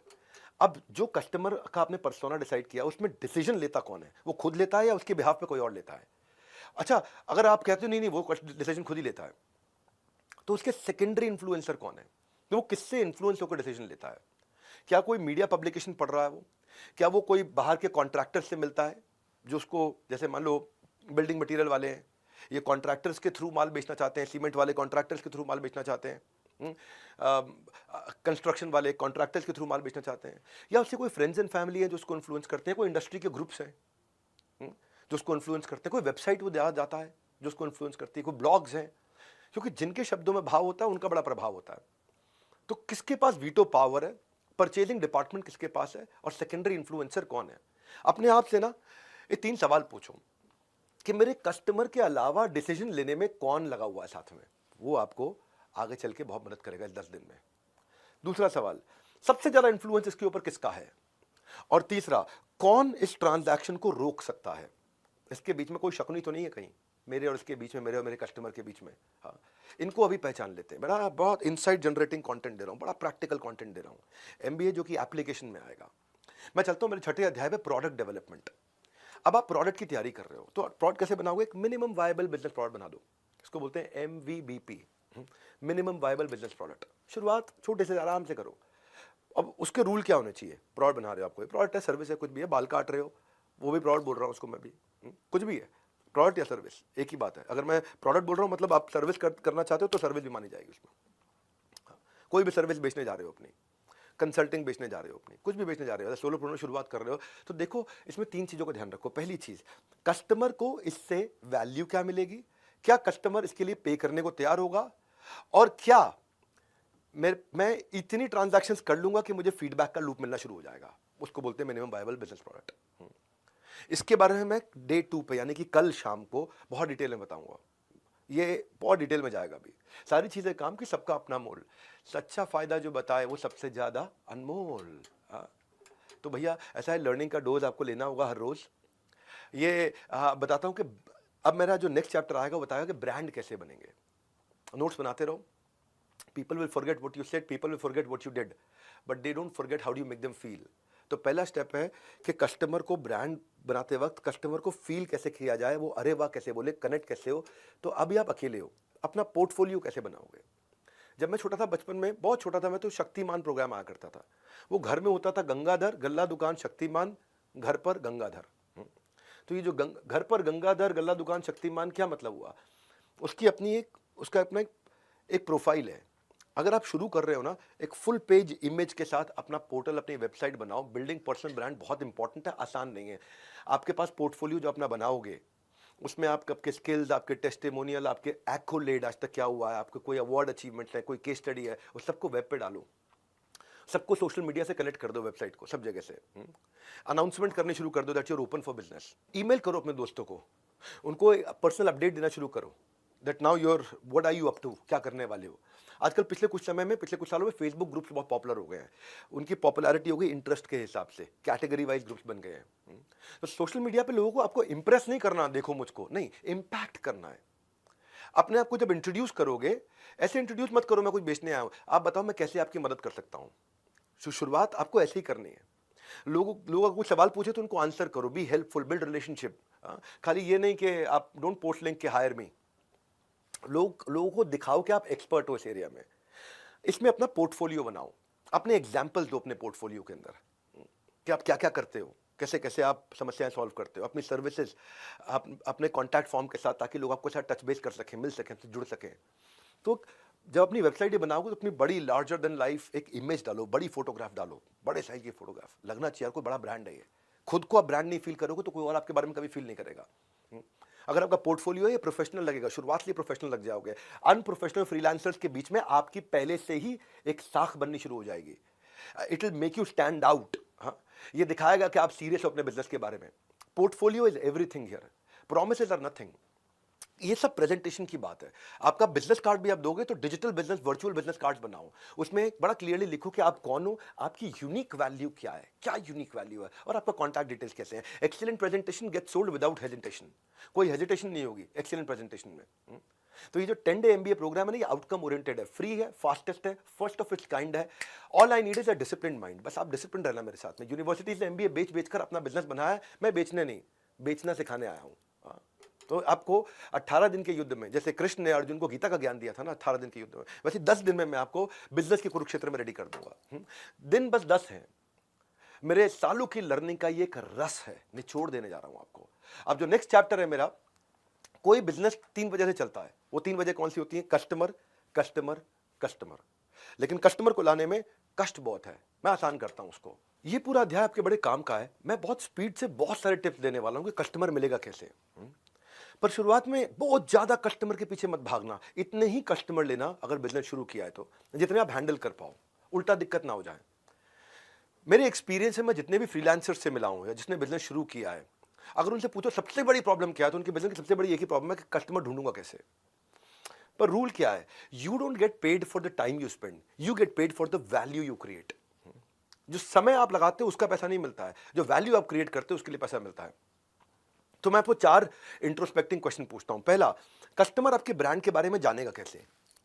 जहां पे जानेगा वहां पहुंचना पड़ेगा आपको। दूसरा, कस्टमर आपके प्रोडक्ट को कैसे एनालाइज करेगा खरीदने से पहले? क्या उसके पास कोई तरीका है एक्सपीरियंस करने का खरीदने से पहले? ये जो सवाल है काम आएंगे, मैनुअल में लिखे मैं आपके पास में। इन सवालों के जवाब लिखना, ब्रेनस्टॉर्म करना। तीसरा, कस्टमर का आपसे माल खरीदने का तरीका, जर्नी क्या है, किस तरह से खरीदेगा, ऑनलाइन खरीदेगा, ऑफलाइन खरीदेगा, दुकान से खरीदेगा, कहां से खरीदेगा।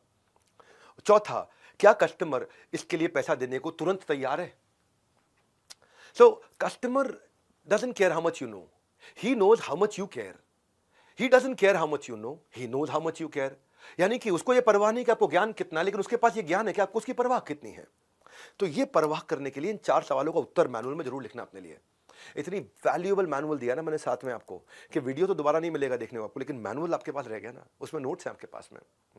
तो जब कंज्यूमर एम्पैथी का एक उदाहरण देता हूं, आप बोल सकते हो कि मेरी स्पेशलिटी में बड़ा डिटेल ओरिएंटेड फ्रीलांस एनिमेटर हूं उस पूरे शहर में, पर कस्टमर क्या कह रहा है, मुझको डिटेल ओरिएंटेड नहीं चाहिए, मुझे चाहिए फास्ट नॉट परफेक्ट। सो अब यू विल क्विकली बिकम, अगर आपने ये सोचा ना कि मैं बड़ा डिटेल ओरिएंटेड हूं, मैं फास्ट नहीं हूं, मैं परफेक्ट हूं, कस्टमर कह रहा है मुझे चाहिए फास्ट, परफेक्ट नहीं चाहिए, तो क्या होगा, आप जल्दी ही बहुत डिटेल ओरिएंटेड बेरोजगार फ्रीलांसर बन जाएंगे। आपको ये समझना है कि जो आपका कस्टमर है उसको स्पीड चाहिए या उसको एफिशिएंसी चाहिए या उसको एक्यूरेसी चाहिए या उसको ब्यूटी चाहिए, उसके लिए इंपॉर्टेंट क्या है, या उसको ड्यूरेबिलिटी चाहिए या उसको लग्जरी चाहिए या उसको अफोर्डेबिलिटी चाहिए, उसको सिंप्लिसिटी चाहिए, उसको अच्छी हेल्थ चाहिए, उसको चाहिए क्या आपके कस्टमर को, उसके लिए इंपॉर्टेंट क्या है, उसको सिक्योरिटी चाहिए, उसको रिलायबिलिटी चाहिए, उसको प्रॉफिटेबिलिटी चाहिए, वो क्या सोचता है। ये चैप्टर इसी के ऊपर है। अब जब आप कस्टमर आपको लाना है और आपने शुरू किया, आपके पास वो तरीका नहीं है, नेटवर्किंग करो, प्रोफेशनल एसोसिएशन ज्वाइन करो, इवेंट ज्वाइन करो, छोटी छोटी टॉक्स दो अपने टॉपिक के बारे में, keep showing up, people will start welcoming you. पहले दिन आपको रास्ता नहीं दिख रहा है मतलब ये नहीं कि वहां नहीं पहुंचोगे, जहां तक रास्ता दिख रहा है चालू करो। हाँ, अपना माइंडसेट चेंज करो, from what can I get से what can I give. What can I get नहीं रखना, मैं क्या इससे ले सकता हूं, नहीं मैं इसको क्या दे सकता हूं।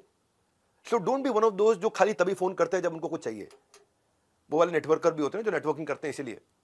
तो अपने जो भी एग्जिस्टिंग नेटवर्क है अभी आपका, आसपास खास में घुस जाओ, जो भी आपके सर्कल में हो सकता है, किसी को सर्विसेज की जरूरत हो, आपका क्लासमेट हो सकता है, ओल्ड कलीग हो सकता है, कोई प्रोफेसर हो सकता है, कोई टीचर हो सकता है, कोई पुराना बॉस हो सकता है, कॉन्वर्सेशन शुरू करो, केवल अपने बारे में बात मत करो और कॉन्टैक्ट एक्सचेंज करने का मौका मत छोड़ना, ताकि इवेंट के बाद आप उसके साथ टच में रह सको।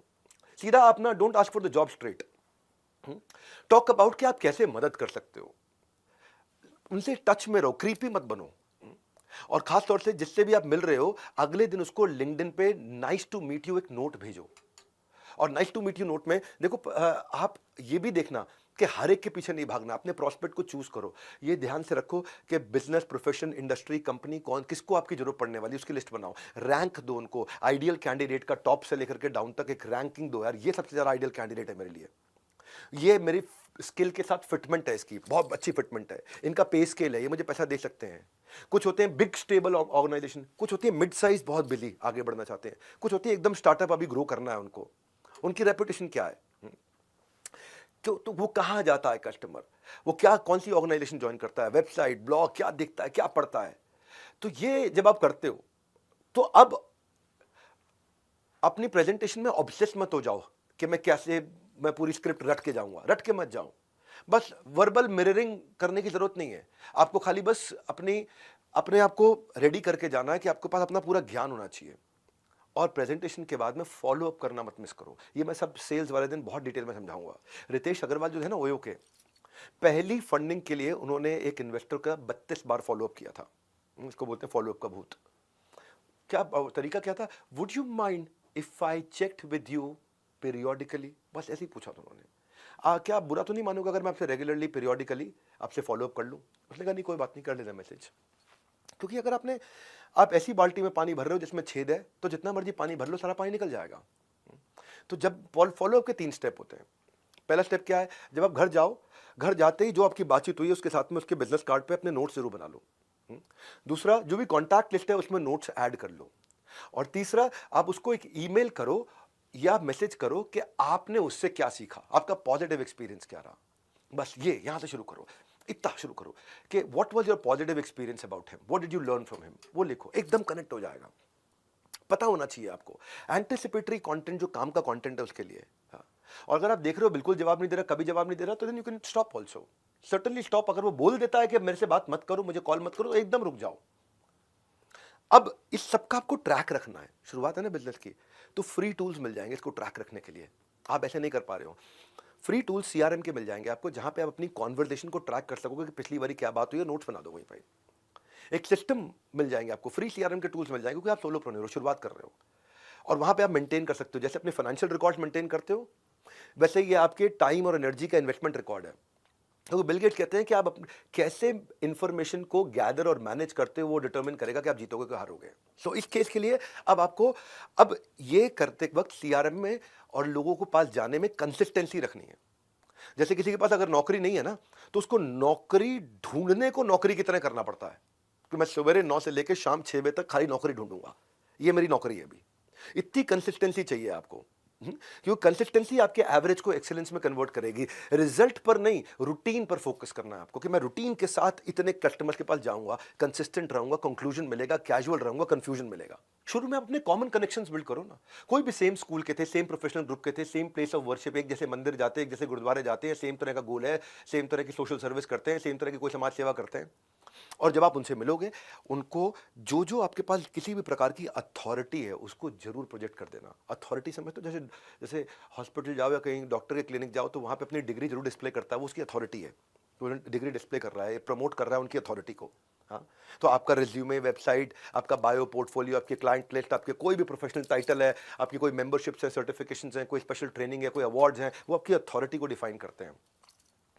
सो आप अपने ट्रस्टेड इनर सर्कल को बिल्ड करके वहाँ पे, जिसमें जैसे आप कोई फेलो फ्रीलांसर है, कोई और बडी है, कोई रिलेटिव मेंटर है आपका, वहाँ से शुरुआत करो।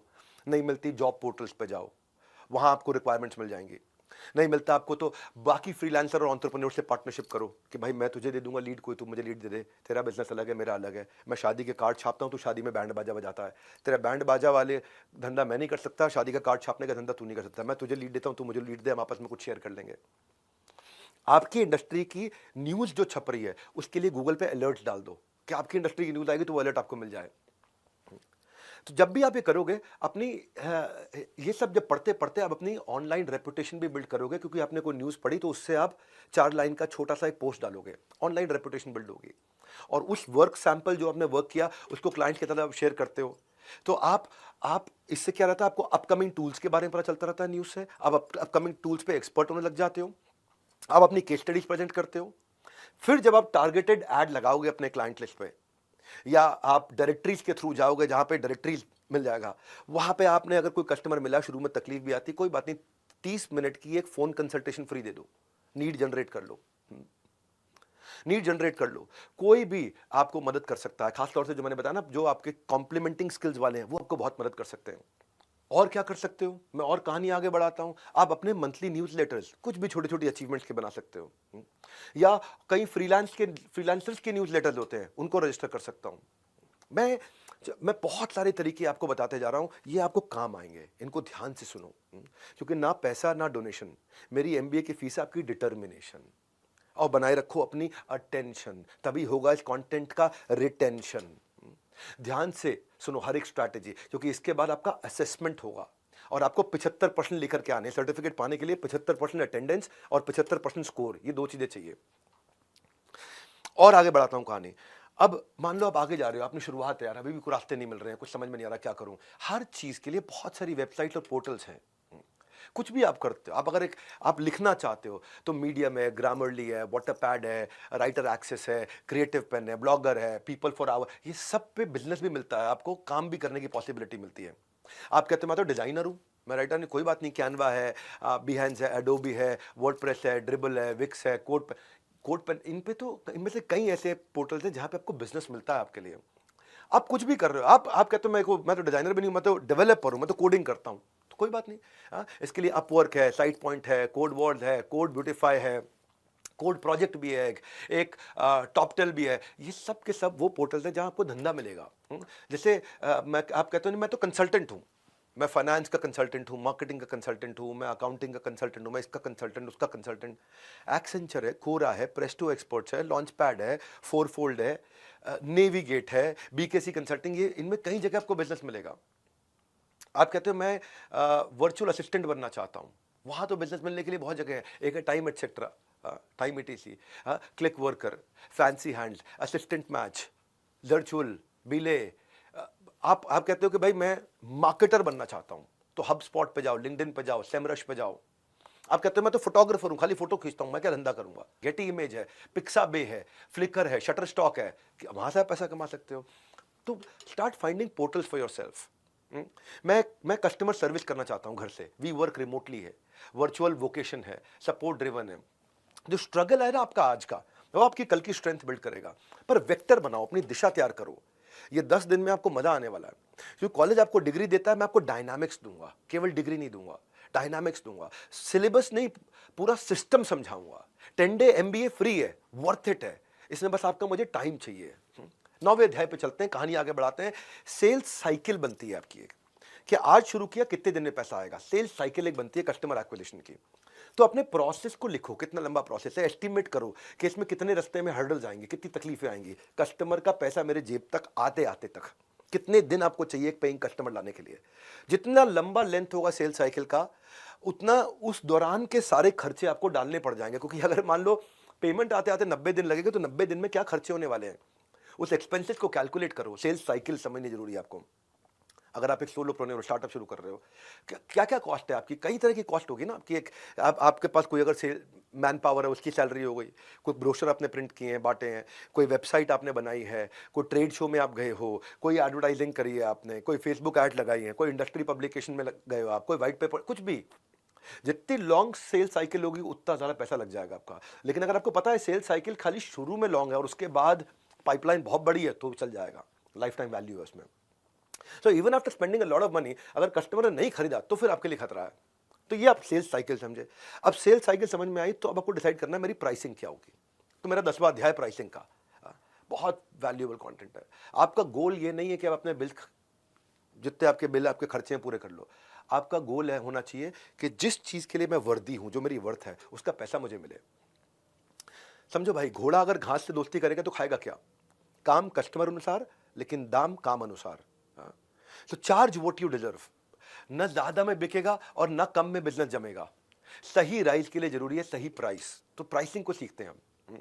जब भी आप अगर नए हो ना धंधे में, आपने शुरू किया है, आज सोलोप्रेन्योर की जर्नी है, स्टार्टअप की जर्नी है, तो हमेशा सामने वाले कस्टमर का बजट पहले आप ही पूछ लो। उसको बंडल प्राइस के साथ शुरू करो, फिर इंडिविजुअल प्राइस पे लेके आना। अगर कम करना है तो बंडल प्राइस से चालू करो।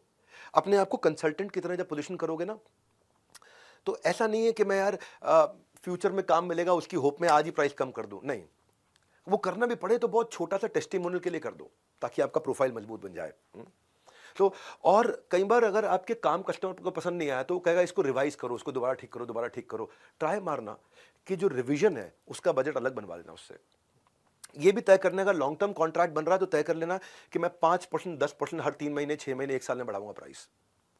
ये चीजें मैं आपको एक्सपीरियंस से बता रहा हूं आज। ये चीजें आपको बता रहा हूं कि शुरुआत कैसे होती है। पहले 1000 दिन की जर्नी में पहले 100 दिन कैसे जाएंगे आपके। अगर ना बोलना पड़े तो कस्टमर को ना बोलना चाहिए। शुरू में सुनना सीखो, हाँ, ज्यादा बात नहीं करना। और देखिए, एक चीज आपको समझाता हूं आपको मैं, क्योंकि इसने मुझे 2 साल तक बिजनेस देना है तो कम पैसे लगा देता हूं। नहीं, एक बात बताता हूं आपको, एक नया रूल समझाता हूं। 2 साल तक कम पैसे मिलने से ज्यादा अच्छा है कि 4 महीने में, 3 महीने में बहुत ज्यादा पैसे ले लो। आप क्या करो, शॉर्टर डे और हायर रेट ले लो। उससे क्या होगा, आज अपफ्रंट पैसा आना शुरू हो जाएगा, आपके पास कैश फ्लो अच्छे हो जाएंगे। कभी अगर दोनों में कंपेयर करना हो ना, और 4 महीने, 3 महीने का काम हो वर्सेस 1 साल का काम हो, और 3 महीने में आपको अच्छा पैसा मिल जाए, और बहुत कम करके 1 साल में बांट के टुकड़ों में लेने से अच्छा है कि शुरुआत में कैश फ्लो कैसे मेरे मजबूत रहेंगे। आज अगर अपफ्रंट पैसा आ गया, मैं मजबूत हो जाऊंगा, मैं कॉन्फिडेंट हो जाऊंगा बिजनेस करने के लिए। पहले 100 दिन में पैसा और कस्टमर, 2 चीजें चाहिए होती हैं आपको। तो आप वैल्यू बेस्ड प्राइसिंग कैसे होती है वो आपको समझाता हूं। अपने फी स्ट्रक्चर को प्लान करो। कभी आप पर आवर भी कैलकुलेट करना चलेगा आपकी इंडस्ट्री में, या पर डे चलेगा, या पर यूनिट चलेगा, हाँ, जो आउटपुट दे रहे हो आप, या प्रोजेक्ट कंप्लीट करने पे चलेगा पैसा, या मिनिमम अमाउंट के साथ भी चलेगा, एमजी ले लिया आपने उससे, या परसेंटेज ऑफ प्रॉफिट चलेगा कि मैंने उसका धंधा बढ़ा दिया, उसके प्रॉफिट में परसेंटेज ले लूं।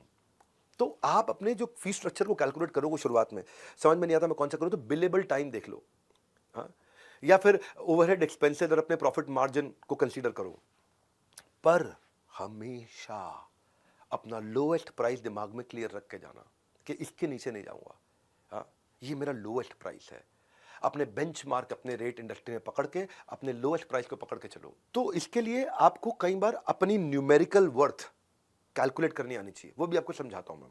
न्यूमेरिकल वर्थ कैलकुलेट करने से पहले अपनी कॉस्टिंग अंदर एक यूनिट की कितनी पड़ रही है, और बाजार में मेरे अगेंस्ट ऑप्शंस क्या अवेलेबल है, इनको पकड़ के चलना है आपको।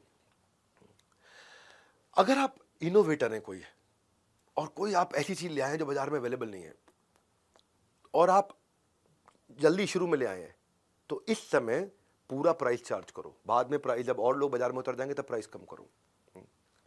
इसके लिए ये पता है, या फिर दूसरी तरफ होता है बैरियर प्राइसिंग, प्राइस इतना कम कर दूं कि मेरा कॉम्पिटिटर ही ना घुस पाए। लेकिन इसमें थोड़ा खतरा भी रहता है।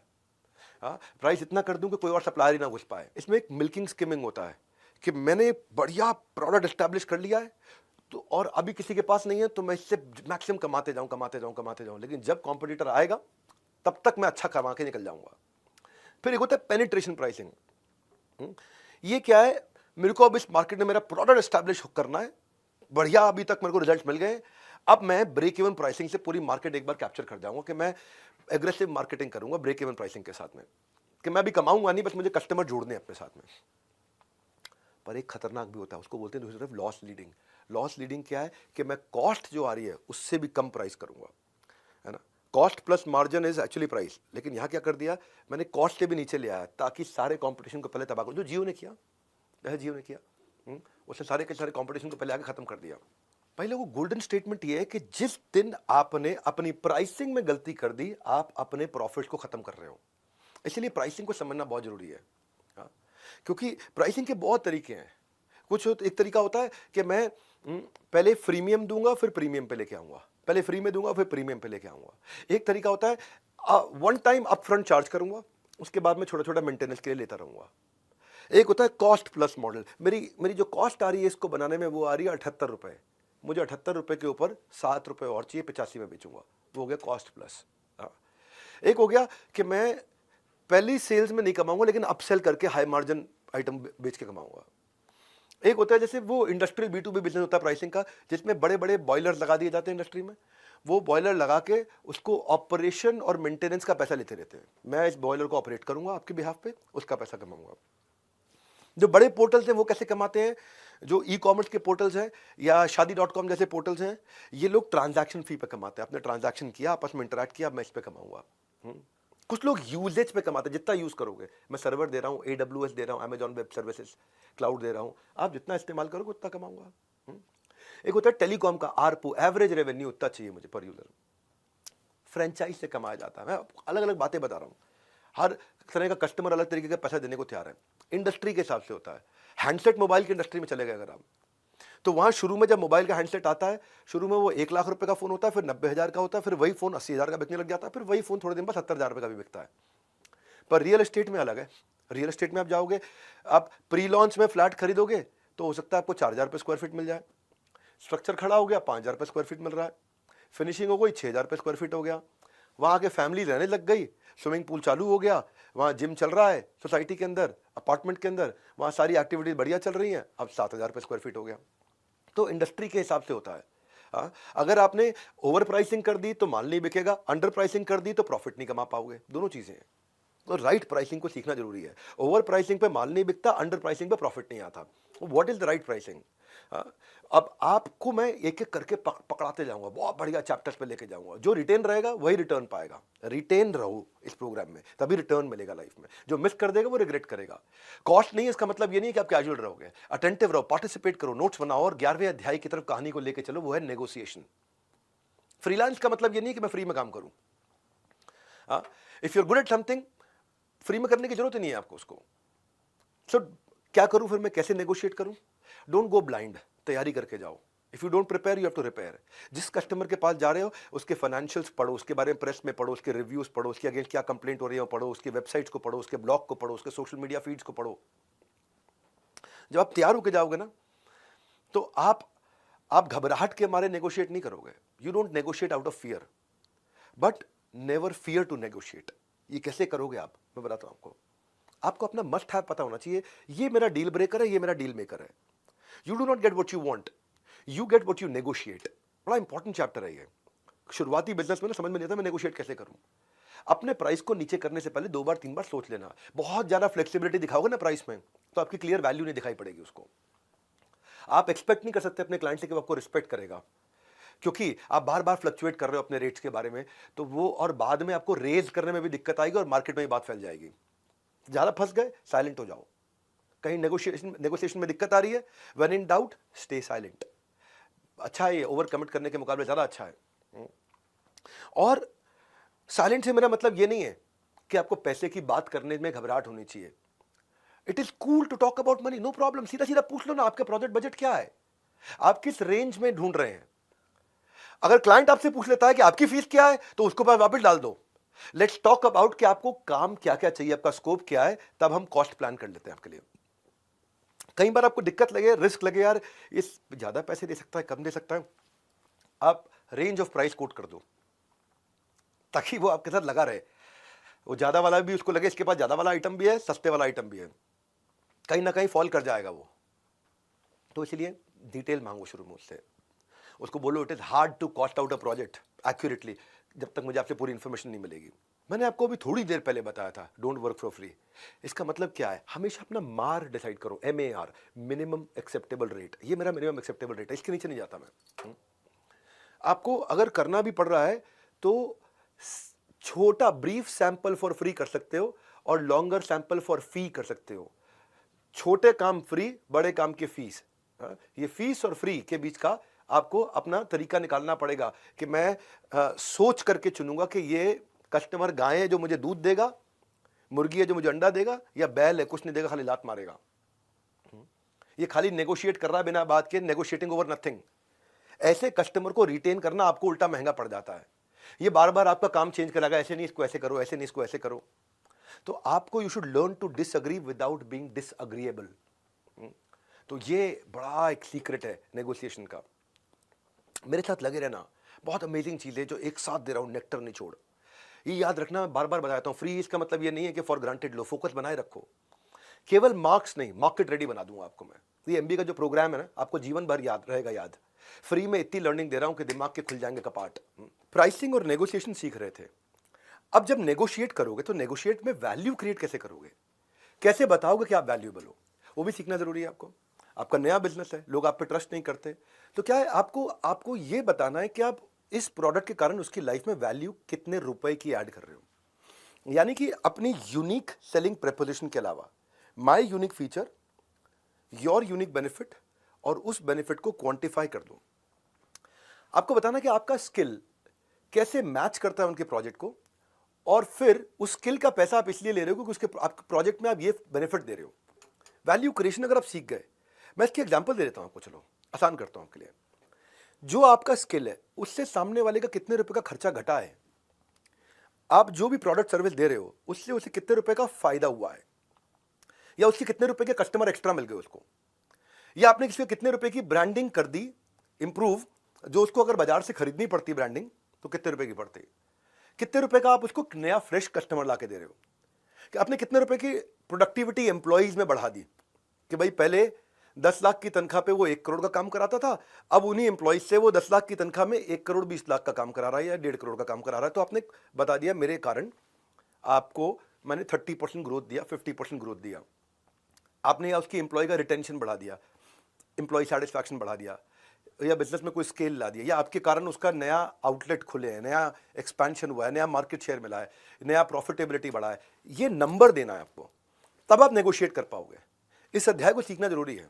मैं आपको समझा रहा हूं कि ये चैप्टर हार्वर्ड में पढ़ाया जाता है। मैंने बहुत इजी करके आपको क्वेश्चंस देके, एग्जांपल देके समझाया। रेस्टोरेंट में खाना खाने के बाद आप बिल में नापतोल करते हो, रोटी कितने की थी, सब्जी कितने की थी। कहीं ऐसा तो नहीं है उन्होंने बिल में एक चीज़ को 2 बार लगा दिया हो, चेक करते हैं ना, कई बार बिल में एक चीज़ को डबल तो नहीं लगा दिया उन्होंने। एक ही आइटम को रोटी 2 ली थी लेकिन रोटी को 2 बार 2 लगा दिया, 4 का पैसा लगा दिया। कितने रुपए का GST लगाया, कितने रुपए का सर्विस टैक्स लगाया, वो कैलकुलेट करने के बाद आप बताते हो हाँ जी बिल ठीक है, वैल्यू फॉर मनी था या नहीं था। आपको ब्रेक डाउन करके क्वांटिफाई करना है। आप इस सेशन को सुनोगे ना तो आपको वैल्यू ऑफ टाइम अपना भी निकालना है, क्योंकि मैं आपसे पैसा नहीं, आपका टाइम ले रहा हूं। और ये मैंने वचनबद्ध था कि मैं भारत में अब देना चाहता हूं। 10 दिन का ये MBA दे रहा हूं, ये बहुत वैल्यूएबल है। आपकी लर्निंग में कितने का वैल्यू ऐड हुआ, इस सेशन से आपको कितने रुपए की प्रोडक्टिविटी बढ़ी, ये मेरी रिस्पॉन्सिबिलिटी है कि मैं आपको वैल्यू फॉर योर टाइम दूं। वैल्यू फॉर मनी नहीं बोल सकता, क्योंकि मनी, पैसे तो आपके लगे नहीं रहे हैं, खाली टाइम लग रहा है। इसको और एक एग्जाम्पल ले लेते हैं, चलो थोड़ा और इजी करता हूं एग्जाम्पल लेके। एक कंपनी है जो इंक मैन्युफैक्चरिंग कंपनी है, हाँ, प्रिंटिंग इंक होती है। अब ये 2 टीम में मान लो आप, एक टीम ए, टीम बी। टीम ए प्रोडक्ट की तारीफ कर रही है, कंपनी की तारीफ कर रही है, अपने बेनिफिट्स की तारीफ कर रही है, अपनी टेक्नोलॉजी की तारीफ कर रही है। टीम बी, दूसरी टीम, वो क्वांटिफाइड डेटा बता रही है। क्या कह रही है, इससे आपका 10% एरर कम हो जाएगा। जब 10% एरर कम हुआ तो आपका save cost of repeat work हो गया, क्योंकि एरर कम हुआ तो आपको रिपीट नहीं करना पड़ रहा, तो उसको क्वांटिफाई कर दिया। ये 67% इंक जल्दी सूखती है, तो इससे आपका 50% टाइम बचा। 50% टाइम बचा तो आपकी एफिशिएंसी डबल हो गई, क्योंकि टाइम आधा लगा, एफिशिएंसी डबल हो गई, उसको क्वांटिफाई करके दिया। ये बताया कि भाई मेरी इसलिए इन रीजन से जो है इंक पहली बार में फर्स्ट टाइम राइट देता है, इसके कारण ये 70% सस्ती पड़ती है। चाहे आप बेच रहे हो 20% महंगी बाजार के मुकाबले, पर आपने क्वांटिफाई करके समझा दिया कि 70% दूसरे कॉम्पिटिटर्स के मुकाबले में सस्ता हूँ। क्यों? क्योंकि मेरा आउटकम में आपकी लाइफ में ये वैल्यू आ रहा है। तो अब जीतेगा कौन, टीम ए कि बी? सिंपल सी बात है, टीम बी जीतेगी। तो ये बड़ा इंपॉर्टेंट है कि आप सामने वाले को गणित लगा के दिखाओ कि कितने रुपए का मैं तुम्हें फायदा करा रहा हूं। तब ये पिछले 2 अध्याय इससे जुड़ते हैं कि मैं प्राइसिंग सिखाया, नेगोशिएशन सिखाया, लेकिन अगर क्वांटिफिकेशन ऑफ वैल्यू नहीं सिखाया तो पिछले 2 अध्याय अधूरे रह गए। बड़ा कनेक्टेड सा है ये चैप्टर आज का डे 1 MBA का। अब जब आप ये कर रहे हो तो इसको मैं 13वें अध्याय की तरफ लेके चलता हूं, वो है कॉन्ट्रैक्ट्स एंड पेपर वर्क।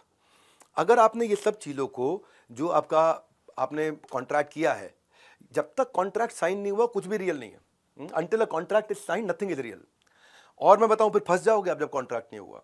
वो कहते हैं ना कि थोड़ा बहुत शतरंज का आना भी जरूरी है साहब, क्योंकि कई बार सामने वाला मोहरा चल रहा होता है और हम यारी दोस्ती निभा रहे होते हैं। और कॉन्ट्रैक्ट इतने ध्यान से बनाओ, क्योंकि कॉन्ट्रैक्ट को एक बार साइन कर दिया तो अनसाइन नहीं कर सकते। हाँ, एक बार डन कर दिया तो अनडन नहीं कर सकते। हाँ, एक बार अग्री कर लिया तो डिसअग्री नहीं कर सकते। तो सारी थिंकिंग पहले ही कर लो कॉन्ट्रैक्ट पेपर वर्क की। नया बिजनेस शुरू किया आपने, बिल्कुल सॉलिड वेल स्कोप कॉन्ट्रैक्ट होना चाहिए, इसमें सारे पॉइंट्स कवर्ड हो, और उसमें आपकी डाउन पेमेंट कितनी मिलेगी, किस डेट को मिलेगी, और अपने इनवॉइस रिमाइंडर्स को भी ऑटोमेट कर लो। इसके भी टूल्स आते हैं बहुत सारे, तो ऑटोमेट कर लो ताकि इनवॉइस उसके बाद अपने आप पहुंच जाए। और अगर वो लेट पैसे दे रहा है तो कॉन्ट्रैक्ट में डाल दो कि लेट फी का क्या चार्ज है, कितना चार्ज करोगे। तो ये अकाउंटिंग सॉफ्टवेयर आपको मिल जाएंगे बहुत सारे फ्री में, जिनको आप इस्तेमाल करो। और अगर कभी किसी के लिए फ्री में भी काम करना पड़ रहा है तो भी कॉन्ट्रैक्ट साइन करो। हाँ, और आप उससे जो पेमेंट के मोड्स हैं, कैसे पेमेंट करेगा, वो भी कॉन्ट्रैक्ट में कवर करो। क्योंकि नहीं तो कभी भी कुछ गलत क्लाइंट हाथ में लग गया ना, तो कहते हैं ना किसी के झूठे कदमों की आहट आपका भरोसा ना कुचल दे। तो शुरू से ही एक कंसल्टेंट रखो जो नॉलेजेबल लॉयर हो, जिसको साल का आपने पैसा देना हो, महीने का छोटा छोटा अमाउंट, वो शुरू में सारे कॉन्ट्रैक्ट आपके कंप्लीट करा दे। एक अच्छा चार्टर्ड अकाउंटेंट आउटसोर्स कर दो जो आपकी LLP पार्टनरशिप बना दे, सूटेबल कंपनी बना दे। आपके बिजनेस परमिट चाहिए कोई तो वो बता दे क्या टैक्स है, क्या लाइसेंस है, क्या रजिस्ट्रेशन है। हाँ, सारे नेसेसरी पेपर वर्क कंप्लीट कर लो। कॉन्ट्रैक्ट पेपर वर्क में ना मैं एक थोड़ा अलग प्रकार का हिस्सा भी कवर कर लेता हूँ। पेपर वर्क में आपको अपना भी पेपर वर्क करना है, कि अपने बजट्स भी बना के रखने हैं, जिससे आपको टारगेट मिलेगा कि आपको करना क्या है। बजट का मतलब है कि आप अपना ना ऐसा कर लो, पहले अपनी चेकबुक, क्रेडिट कार्ड वगैरह निकाल लो, बैंक स्टेटमेंट निकाल लो, अपने फाइनेंशियल रिकॉर्ड पिछले 12 महीने के निकाल लो, निकाल के इकट्ठे कर लो। इकट्ठे करके चेक करो इसमें फैमिली के खर्चे कितने थे, लोन के कितने थे, रेंट के कितने थे, आपके मेडिकल बिल्स कितने थे, कितना खर्चा आप महीने भर में करते हो। जैसे ही आपको समझ में आ जाएगा ना, आपको क्लियर हो जाएगा कि सारे एक्सपेंसेस कवर करने के लिए कितना कमाना है, तो अपने बजट को पकड़ के चलो। फ्रीलांसिंग जो है या स्टार्टअप जो है, उसमें हर महीने सेम पैसा नहीं कमाओगे आप। हर महीने सेम कमाई नहीं होती है, कभी अच्छा समय आएगा, कभी बुरा समय भी आएगा। तो अपने लो फेज के लिए एक्सपेंसेस को बजट में डाल के चलो पहले से ही। वो कैसे होगा, वो 12 महीने का हिसाब किताब पुराना देखो, उससे आपको आपका पैटर्न मिल जाएगा कि आपका पैटर्न क्या है। आपके खर्चों का 12 महीने का पैटर्न मिल जाएगा। तो आपके पर्सनल और बिजनेस एक्सपेंस अलग कर लो। जब खर्च कर रखोगे पूरा हिसाब, या ऐसे बोलता हूं उसको, जब खर्च का पूरा हिसाब रखोगे, जीवन को लाजवाब रखोगे। अगले अध्याय की तरफ कहानी को बढ़ाते हैं। 14वें अध्याय को इससे कनेक्ट करके समझाता हूं। हर समय सेम नहीं होता, कभी खराब समय आएगा। तो आपका अगर आपके स्टार्टअप में, सोलोप्रेन्योर की लाइफ में ऑफ सीजन आ गया है, ड्राई टाइम आ गया है, धंधा नहीं मिल रहा है, तो सबसे पहले धंधा मंदा हुआ है। आप मंदे नहीं हुए अपने दिमाग से। आप अपने दिमाग से तो अपने आप को करोड़पति की तरह सोचने की तैयारी करो। करोड़पति की तरह सोचने के लिए आपको 0 रुपए लगते हैं, पैसे नहीं लगते हैं। तो आपका बिजनेस सीजनल हो सकता है, कमिटमेंट सीजनल नहीं चाहिए हमारे को। ड्राई टाइम, जिस समय धंधा नहीं है, जब आप लो फेज में आ गए हो, वो टफ रियलिटी है सारे स्टार्टअप्स की, सोलोप्रेन्योर्स की जिंदगी में आती है तकलीफें ये। तो आपको क्या करना है इस समय में, आपको ये सोचना है कि यार इस टाइम के लिए मैं प्रिपेयर कैसे करूंगा। अब ये टाइम होता है अपने सारे पुराने कनेक्ट के पास फिर से वापस जाने का। मैंने एक वो बड़ा प्रोजेक्ट अभी कंप्लीट किया, बहुत मजा आया उस प्रोजेक्ट में। Now I am open for new work. If you here of anyone you can recommend मी। तो आपने शुरुआत कैसे करी, ये नहीं कि यार मैं बेरोजगार बैठा हूं या मेरे पास धंधा नहीं, मैं बहुत बढ़िया प्रोजेक्ट कंप्लीट करके आया हूँ, बड़ा सेटिस्फाइड रहा। अगर आप नेटवर्क में किसी को इस तरह की प्रॉब्लम सॉल्व करवानी हो तो I am an expert on that. और इस समय जब सीजन लो है तो 3-4-5 तरीके की बातें बताता हूं आपको। पहला, लो सीजन में आराम नहीं करना है, नेटफ्लिक्स नहीं खोलना है, अमेजॉन प्राइम नहीं खोलना है। लो सीजन में आपको इंस्टाग्राम नहीं चलाना है, उसमें रूटीन रखना है हमेशा।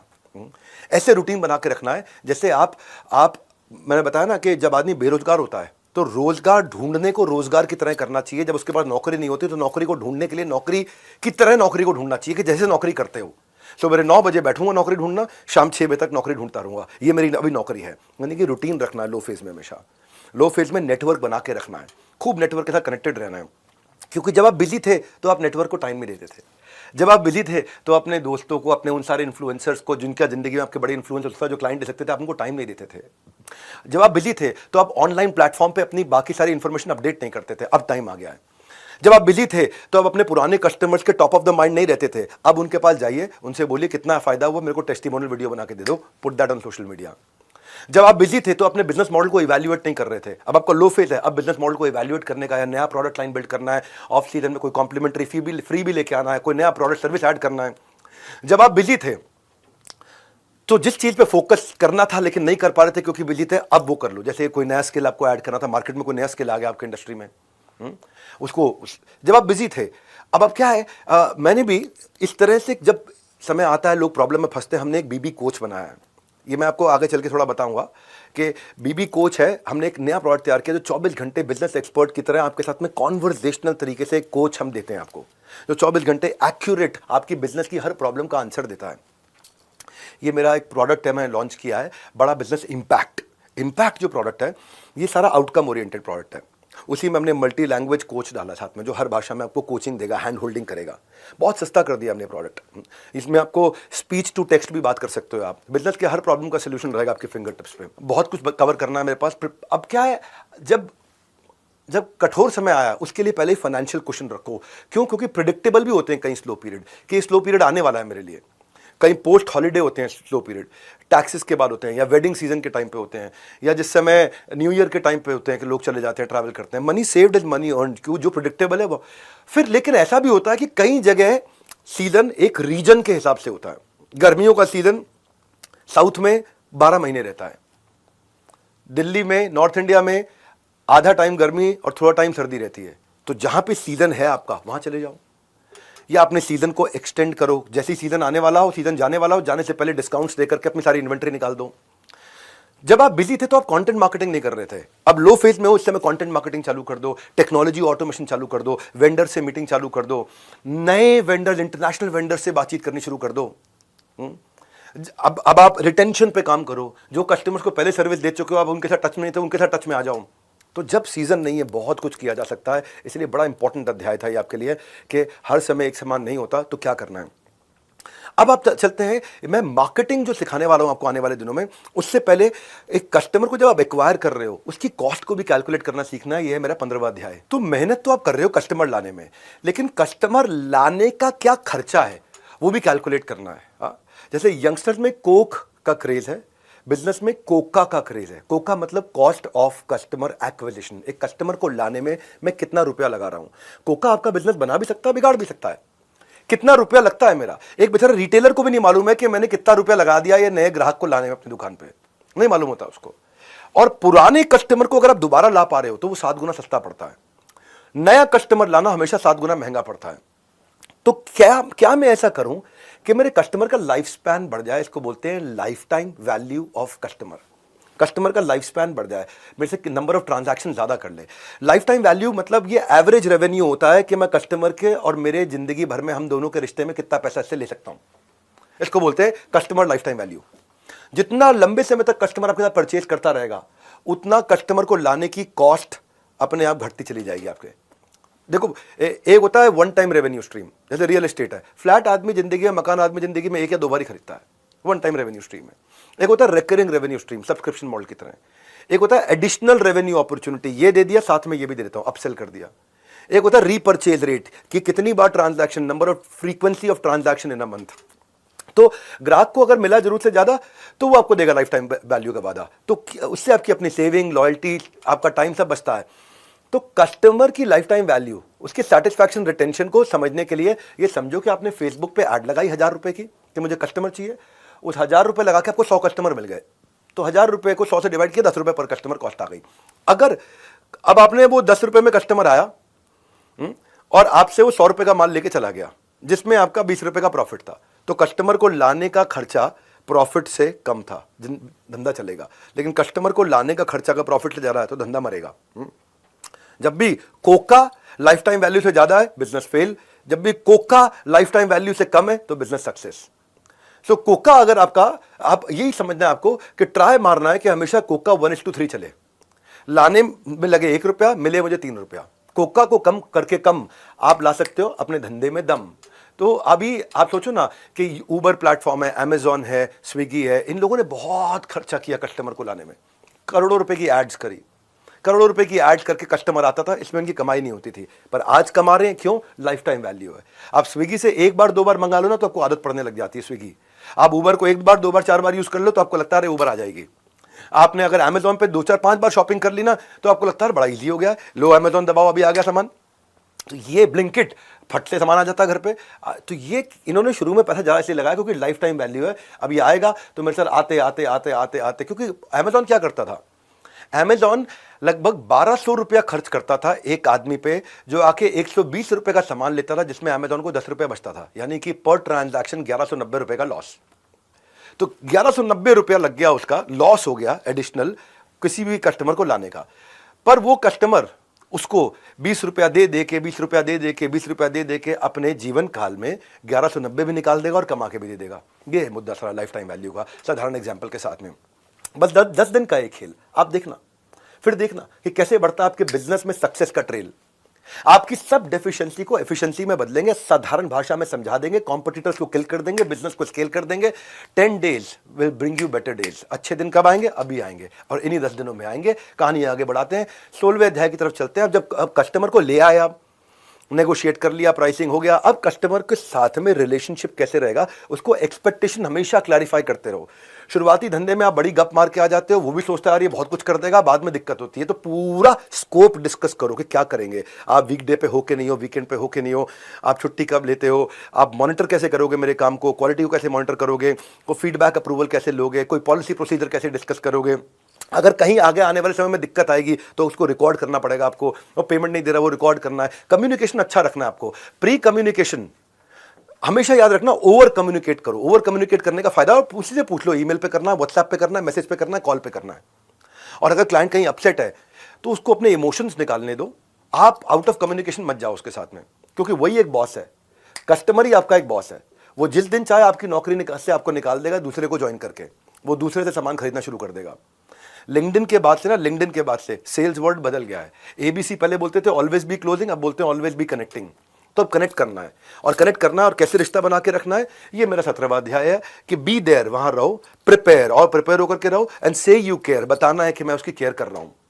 क्योंकि आपको फंड रेजिंग नहीं करनी है, फ्रेंड रेजिंग करनी है। अगर वो कस्टमर आपका फ्रेंड बन गया तो फंड अपने आप आएगा। पहले फ्रेंड आता है, बाद में फंड आता है। आप पैसे के चक्कर में लगे रहते हो तो कस्टमर के साथ अरे वाह एक्सपीरियंस कैसे दें। आप हमेशा उसकी लेटेस्ट न्यूज को पकड़ के रखो, क्या चल रहा है उसकी जिंदगी में। जब भी आप उसके साथ मीटिंग कर रहे हो, हर मीटिंग के बाद में रिकैप करो, मीटिंग उसको क्लियर करो, अंडर प्रॉमिस करो, कम कमिट करो, जरा डिलीवर करो। आप जो आप कर सकते हो हाँ कर दो, जो नहीं कर सकते हो उसका तरीका बदलो, पॉजिटिव लैंग्वेज के साथ करो। मैं बताता हूं आपको पॉजिटिव लैंग्वेज कैसे लेते हैं। सबसे पहले पॉजिटिव बिहेवियर रखो, किसी भी मीटिंग पे या कॉल पे लेट मत आओ, लोग याद रखते हैं। उसके साथ अगर मीटिंग कर रहे हो तो बीच में फोन मत लो, अनलेस कोई बहुत बड़ा डीप क्राइसिस है, don't take calls in between, it doesn't, people don't like it. उनके साथ टच में रहने का तरीका यह है कि जब वो आपको पे नहीं कर रहा तब भी आप टच में रहो। आप क्लाइंट को ऐसा फील कराओ कि मैंने आपकी वेबसाइट चेक करी थी और मैंने ये देखा, मैंने आपके बारे में कुछ प्रिलिमिनरी रिसर्च करी, मैंने ये देखा, मैं अपने नोट्स रिव्यू कर रहा था, मुझे ये समझ में आया आपके बारे में, मैंने आपकी एक लेटेस्ट किताब पढ़ी, मुझे बड़ा अच्छा लगा, मैं आपका सोशल मीडिया देख रहा था, अरे क्या बढ़िया पोस्ट किया। वो कनेक्ट फील करता है, बस सिंपल। ये नहीं कि भाई मेरा माल ले लो। हाँ, ट्रांसपेरेंसी रखोगे, ट्रस्ट आएगा। शुरुआती रिलेशनशिप के अंदर लोग आपकी ट्रांजैक्शंस को ध्यान से देखते हैं और वहीं से ट्रस्ट करना शुरू करते हैं। जितना हो सके इस ट्रस्ट को बिल्ड करो, ट्रस्ट को बिल्ड करो, पर्सनल केयर के द्वारा कर सकते हो। मेरे को याद है बहुत साल पहले की बात है, एक कस्टमर ने, मेरी एक मीटिंग कैंसिल हो गई थी उसके साथ में, क्योंकि उसने मैसेज लिखा कि उसकी वाइफ की कोई हेल्थ इमरजेंसी आ गई है। और उस मीटिंग में 8-9 लोग थे, 8-9 लोग इकट्ठे बैठे थे और मैं भी बैठा था वहाँ पे। और वो आदमी उठ के चला गया कि मेरी वाइफ की कोई हेल्थ इमरजेंसी आ गई है, तो मीटिंग हमें कैंसिल करनी पड़ी। तो मैंने रात को उसको मैसेज किया कि आपकी वाइफ की हेल्थ कैसी है। उसने रिप्लाई लिखा, खाली आपको याद रह गया था कि मेरी वाइफ की हेल्थ ख़राब है, बाकी सब भूल गए थे। अब इतना सा एक मैसेज, उसके कारण मैंने इतना बड़ा क्लाइंट का दिल जीत लिया था। ये चीज़ें पर्सनल केयर बड़ी इंपॉर्टेंट होती है। और आप मान लीजिए आपके साथ कोई गलती हो भी जाती है और आपको कोई बैड न्यूज़ देनी है, तो साथ बैठ के आराम से बात करते हुए करो। ये नहीं कि ईमेल लिख दिया, ईमेल से नहीं चलेगा। कोई कंप्लेंट भी है तो हमेशा गुड न्यूज़ के साथ शुरू करो। तो ये कॉन्वर्सेशन, ये कम्युनिकेशन और पर्सनालिटी डेवलपमेंट में आपको आगे और डिटेल में सिखाऊंगा। आप हमेशा सोल्यूशन ओरिएंटेड बात करो, पॉजिटिव बात करो, और राइटिंग में हो सके तो कंप्लीट करो डिस्कशंस को। रेपुटेशन अपनी बिल्ड करो, क्योंकि रेपुटेशन करेंसी है। अगर आपको कोई नेगेटिव बात करनी भी है तो मैं आज आपको टेक्निक बताता हूं। एक स्टेटमेंट होती है आई कांट स्टेटमेंट और होती है आई कैन स्टेटमेंट। कोई काम अगर आप नहीं भी कर सकते तो उसको भी आई कांट की जगह आई कैन में परिवर्तित किया जा सकता है। जैसे मान लो आप 3 बजे तक फोन पे बात नहीं कर सकते, तो ये मत बोलो कि I can't do a call until 3 PM, मैं 3 बजे तक बात नहीं कर पाऊंगा, मत बोलो। आप ये बोलो कि 3 से 5 मैं अवेलेबल हूं, आपको क्या टाइम सूट करता है। चेंज हो गया ना लैंग्वेज, टोन चेंज हो गया। From 3 to 5 PM I am available, what would be a good time for you. जैसे किसी ने कोई काम दिया, आपको लगता है इतने कम टाइम में तो हो ही नहीं सकता, तो ये मत बोलो the deadline is too tight, ये काम नहीं हो सकता। आप बोलो I can deliver it by Tuesday. Positive हो गया। आई कांट को आई कैन करना है। जैसे वो बोलता है कि आपने बोला है कि मैं I can't start for 3 months, I am busy. वो कहने की जगह बोलना है I would love to work with you if we can start in the month of June. तो अपने आई कांट को आई कैन करना हमेशा। वो पॉजिटिव लैंग्वेजेस इंपॉर्टेंट होती है शुरुआती बिजनेस में। आपको आई can't start until I receive the initial payment, पहले पेमेंट करो तब चालू करूंगा, नहीं तो नहीं कर पाऊंगा। तो आप इसकी जगह कह सकते हो कि I look forward to working with you after the receipt of initial payment. मैं ये नहीं बोल रहा हूं कि क्लाइंट को आप डोमिनेट करने दो, पर मैं बोल रहा हूं कि कम्युनिकेशन के तरीके को बदलना है। ये मेरा बीच में एक दिन आने वाला है जहां मैं आपको कम्युनिकेशन और पर्सनालिटी पे बात करूंगा। आपको तो कई बार टफ क्लाइंट्स मिलेंगे आपको, और टफ क्लाइंट से बाहर निकलना है तो उसकी स्ट्रैटेजी भी आपके पास होनी चाहिए। ये 10 दिन आपके लिए लाइफ बदल दूंगा मैं आपकी। ये MBA को पूरा अटेंड करना है आपको, हर बात नोट करते रहना है, क्योंकि कहीं भी फ्री में इस तरह का ज्ञान नहीं मिलता है। मैं चलता हूँ अब, क्योंकि अब आपको कस्टमर्स मिल रहे हैं, अब आपका बिजनेस बढ़ते जा रहा है, बढ़ते जा रहा है, तो अब आपको क्या करना है, अब नेक्स्ट मार्केट की तरफ भी मूव करना है। तो नेक्स्ट न्यू मार्केट मेरा 18वां अध्याय है। इसमें आपको जब भी कहीं नई मार्केट में जाओगे तो आपने टेस्ट कर लिया अपने प्रोडक्ट को, टेस्ट कर लिया तो आप आउटर मार्केट में गैप्स ढूंढो और वहां पे भी एक छोटी मार्केट से शुरू करो जो पेरीफेरी में होगी। जैसे मान लो आप दिल्ली में हो तो दिल्ली का पेरीफेरी क्या है, गाजियाबाद के आगे का हिस्सा हापुड़ तक चले जाऊं, फरीदाबाद के आगे का हिस्सा बल्लभगढ़ तक चले जाऊं, नोएडा का आगे का हिस्सा ग्रेटर नोएडा तक चले जाऊं, गुड़गांव के आगे का हिस्सा मानेसर से आगे चले जाऊं। वहां पे बहुत लोगों का फोकस नहीं होगा, वहां पे कस्टमर आपको आसानी से मिलेगा। यानी कि पेरीफेरी में जाओ। और वहां पे भी अगर माल बेच रहे हो, कोई माल पहुंचा रहे हो, तो शुरुआत में माल डंप मत करो, कम क्वांटिटी दो, क्रेडिट मत दो डिस्ट्रीब्यूटर को। अगर डिस्ट्रीब्यूटर को माल दे रहे हो टाइम से पेमेंट लो, और दूसरी सर्विस से पहले पहली की पेमेंट जरूर ले लो। ये रूल बना लो अपनी लाइफ में। ये नहीं कि दूसरी पे वो बोला पिछली की दूंगा, आप दूसरा भी भेज दो माल। तो हमेशा सेकंड सप्लाई पे फर्स्ट की पेमेंट ले लो। एक सप्लाई लेट कर दे चल जाएगा, लेकिन अगर 2, 3, 4 सप्लाई लेट होने लगी है तो पैसा मरने के चांसेस बढ़ जाते हैं। अपनी क्रेडिट लिमिट, जिसको भी माल दे रहे हो, सर्विस दे रहे हो, जो भी दे रहे हो, प्रोडक्ट दे रहे हो, उसके साथ क्रेडिट लिमिट डिसाइड करके चलो पहले से ही। आपको शुरुआत में डेप्थ बिल्ड करनी है, विड्थ नहीं। मैं पूरे देश में बेचूंगा, पूरी दुनिया में बेचूंगा नहीं। शुरू में एक मार्केट को जीतना है।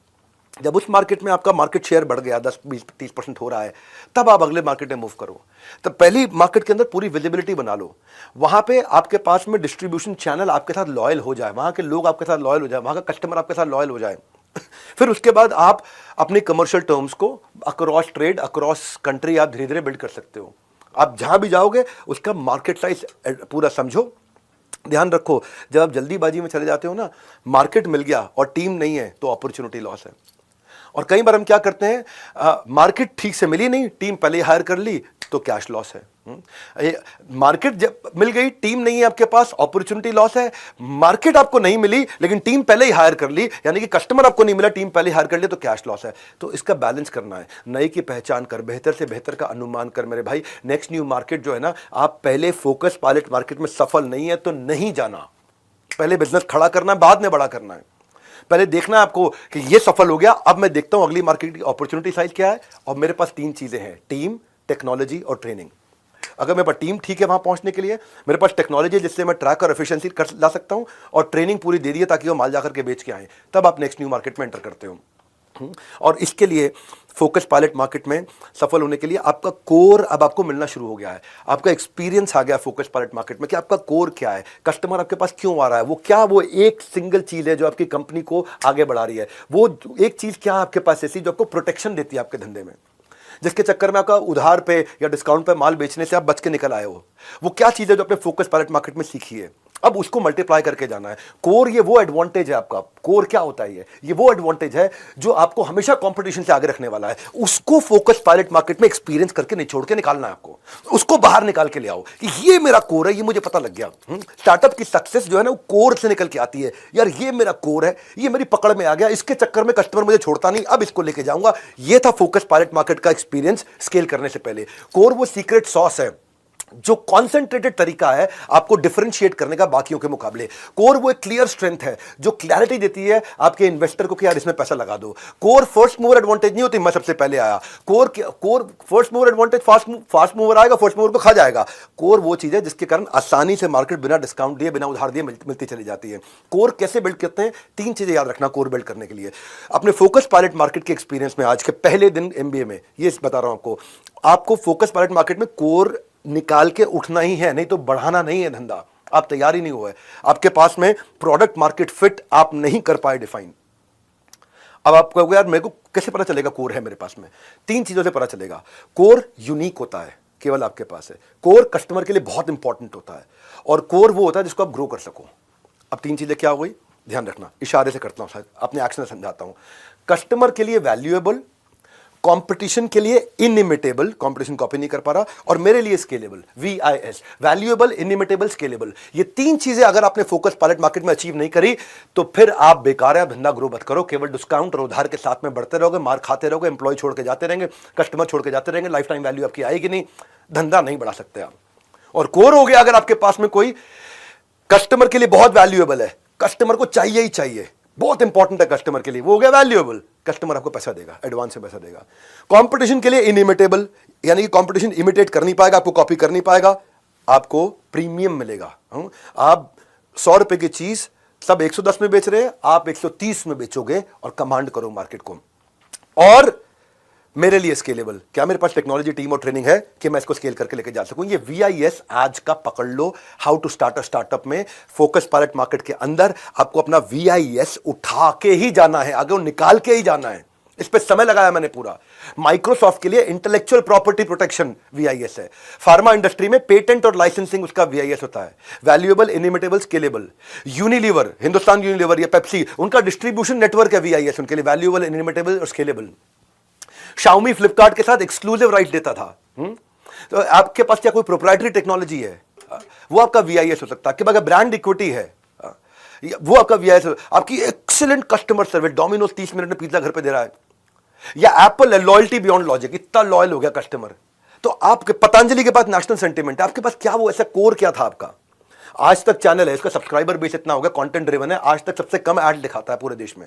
बाकी न्यूज चैनल ऐड ज्यादा दिखाते हैं, वो 42 मिनट का कंटेंट देते हैं 1 घंटे में, ये 48 मिनट का कंटेंट देता है 1 घंटे में, और उसके बावजूद ऐड रेवेन्यू से ज्यादा कमाता है, क्योंकि उसने कंटेंट अच्छा रखा, सब्सक्राइबर बेस बढ़ा लिया।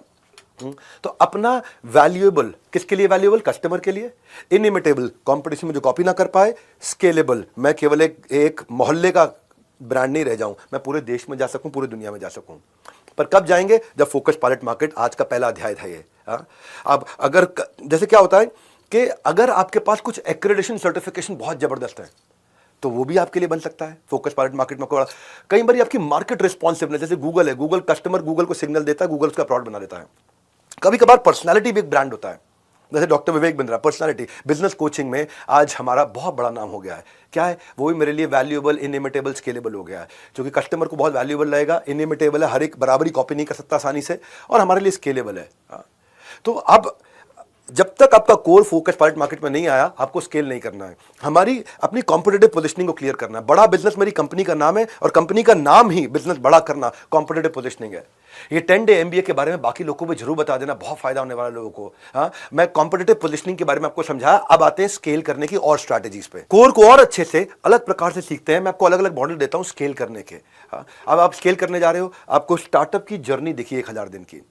जब आपको इसको भी चेक करना है, क्वालिफाई करना है, मैनुअल को खोलते रहना भाई, इस मैनुअल का बहुत इस्तेमाल करना। प्रिंट आउट नहीं निकाला, खाली पीडीएफ में रखा तो काम नहीं कर पाओगे। पेन से घिस घिस के काला कर देना पूरे के पूरे मैनुअल को। आपने धंधे में चेक करो, जो धंधा है उसमें क्या इमीडिएट कैश फ्लो आ रहा है, क्या रेगुलर कैश फ्लो रहेगा इस धंधे के अंदर, क्या रेगुलर तो रहेगा लेकिन सस्टेन करेगा, क्या रेगुलर है, सस्टेन हो रहा है और इमीडिएट भी आ रहा है लेकिन बढ़ बढ़ के आएगा।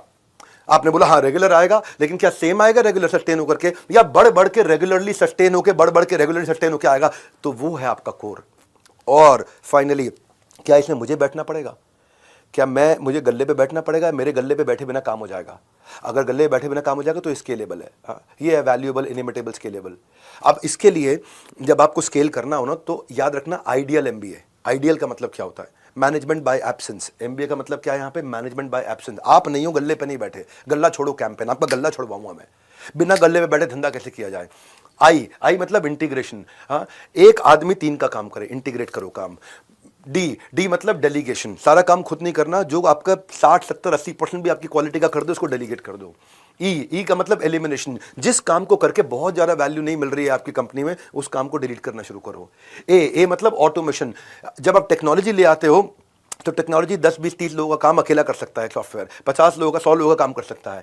और एल मतलब लिबरेशन। लिबरेशन का मतलब आउटसोर्स करना सीखो, जो आपसे अच्छा कर सकता है और आपसे कम खर्चे पे कर देगा उसको करने दो। तब आप स्केल करने की तरफ आगे बढ़ोगे। आपका क्रिटिकल रिपीटेबल बन जाएगा। जो क्रिटिकल काम होता था वो रिपीटेबल कैसे बन सकता है? यानी कि आपकी एब्सेंस में कोई और भी काम उसी क्रिटिकल काम को रिपीटेबल तरीके से अपने आप कर दे, आपकी वहां जरूरत ना पड़े।